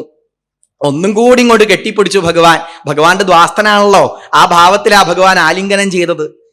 നേരത്തേക്കാൾ ഗംഭീരായിട്ടൊരു അട്ടഹാസവും കൂടിയും ചെയ്തു. അതോടുകൂടി കഴിഞ്ഞു. നിമീലിതാക്ഷം ജഗൃഹേ മഹാജവ, കണ്ണ് ചിമ്മിപ്പോയി എന്നാണ്. പിന്നൊക്കെ ഭഗവാൻ ഒരു കലാപരിപാടി പോലെ ചെയ്തു എന്നേ ഉള്ളൂ. നേരെ അങ്ങോട്ട് തൂക്കി അങ്ങോട്ട് കൊണ്ടുപോയി, അകത്തുമല്ല പുറത്തുമല്ല, ആ പടിയിൽ അങ്ങോട്ട് ഇരുന്നു. ജീവുള്ളതുമല്ല ജീവല്ലാത്തതും അതല്ല. നഖത്തിന് ജീവുണ്ട് എന്നും പറയാ, ജീവല്ല എന്നും പറയാ. നേരെ അങ്ങോട്ട് താഴ്ത്തി അങ്ങോട്ട് കൊണ്ടുപോയി. ആ ഹൃദയം തന്നെ അങ്ങോട്ട് ഭഗവാൻ എടുത്തു. ബാക്കിയുള്ള രക്തം മുഴുവൻ അങ്ങോട്ട് കുടിക്കുകയും ചെയ്തു. ഒരു അരമണിക്കൂർ കൊണ്ട് തന്നെ ഹിരണ്യകശിപു എന്തായി, അരമണിക്കൂറൊന്നും വേണ്ടി വന്നില്ല. ഈ ഒരു ഭാഗം പറയുന്ന സമയം കൊണ്ട് തന്നെ ഹിരണ്യകശിപുവിന്റെ കഥ കഴിഞ്ഞു. ആ വരത്തെയൊക്കെ അതേപോലെ ഒരു തെറ്റും വരാത്ത രീതിയിൽ അംഗീകരിച്ചും കൊണ്ട് തന്നെ ഹിരണ്യകശിപുവിനെ അങ്ങോട്ട് വധിച്ചു. ആ ഹൃദയം ഭഗവാൻ അങ്ങോട്ട് സ്വീകരിച്ചു. എന്തായാലും ദേഷ്യത്തോടു കൂടിയിട്ടായാലും ഭഗവാനെ വിചാരിച്ചുവല്ലോ, അതുകൊണ്ട് അദ്ദേഹത്തിന്റെ ഹൃദയത്തെയും അദ്ദേഹത്തിന്റെ മനസ്സിനെയും ഭഗവാൻ സ്വീകരിച്ചു. അതങ്ങോട്ട് കഴിഞ്ഞു. പിന്നെ ഭഗവാൻ നോക്കുന്ന ദിക്കിലൊക്കെ അങ്ങനെ തീ പിടിക്കാൻ തുടങ്ങി. സർവേ സർവവിരിഞ്ചവാസവമുഖ പ്രത്യേകമസ്തൗഷധാം, ബ്രഹ്മാദി ദേവന്മാരൊക്കെ വന്നു കേമായിട്ട് സ്തുതിച്ചു. എന്നിട്ടൊന്നും ഭഗവാന്റെ ദേഷ്യം തീരുന്നില്ല. അവസാനം ലക്ഷ്മി ദേവിയെ പറഞ്ഞയച്ചു. ലക്ഷ്മി ദേവിക്കും ഭഗവാന്റെ ആ ദേഷ്യത്തെ തീർക്കാനായി സാധിച്ചില്ല. അവസാനം പ്രഹ്ലാദനെ പറഞ്ഞയക്കുകയാണ്. ആ പ്രഹ്ലാദൻ പോയി ഭഗവാനെ അതിമനോഹരമായ ആ സ്തോത്രങ്ങളെ കൊണ്ട് ഭഗവാനെ സ്തുതിച്ചു. അതോടുകൂടി ആ ഭഗവാൻ ആ ഭാവമൊക്കെ അങ്ങോട്ട് മാറി. ഇതൊക്കെ ഒരു നാടകത്തിൽ വേഷം കെട്ടുന്നത് പോലെയുള്ളൂ. ഏവം നാടിതരൗദ്രചേഷ്ടിത വിഭോ എന്നല്ലേ, നാടകത്തിലൊരു വേഷം കെട്ടുമ്പോൾ അതുപോലെയൊക്കെ അഭിനയിക്കണമല്ലോ. വാസ്തവത്തിൽ ആരായി ഭഗവാൻ? ശ്രീതാപനീയാഭിതശ്രുത്യന്തസ്ഫുട സർവഗീതമഹിമൻ അത്യന്ത ശുദ്ധാകൃതേ, ശുദ്ധ സത്വസ്വരൂപമായ നൃസിംഹതാപനി ഉപനിഷത്തിലൊക്കെ പറഞ്ഞ ആ ആനന്ദസ്വരൂപമായി ഭഗവാൻ ആ പ്രഹ്ലാദന്റെ മുമ്പിൽ അങ്ങനെ നിന്നു. ആ ആനന്ദത്തെ കൊടുത്തും കൊണ്ട് അങ്ങനെ ഇരുന്നു. അങ്ങനെ ആ ആനന്ദത്തെ കൊടുത്തും കൊണ്ടിരിക്കുന്ന നരസിംഹമൂർത്തി നമ്മെ എല്ലാവരെയും അനുഗ്രഹിക്കട്ടെ. എല്ലാ തരത്തിലുള്ള ദോഷങ്ങളെയും നീക്കി, സമൂഹത്തിലെല്ലാ അജ്ഞാനത്തെയും നീക്കി നമുക്കെല്ലാവർക്കും ആ നരസിംഹമൂർത്തി പരമാനന്ദത്തെ പ്രദാനം ചെയ്യട്ടെ എന്ന് പ്രാർത്ഥിച്ചും കൊണ്ട് ഈ ഒരു നരസിംഹാവതാരം പ്രഭാഷണം ഭഗവാന്റെ പാദങ്ങളിലേക്ക് സമർപ്പിക്കുന്നു. സർവത്ര ഗോവിന്ദനാമ സങ്കീർത്തനം. ഗോവിന്ദ ഗോവിന്ദ.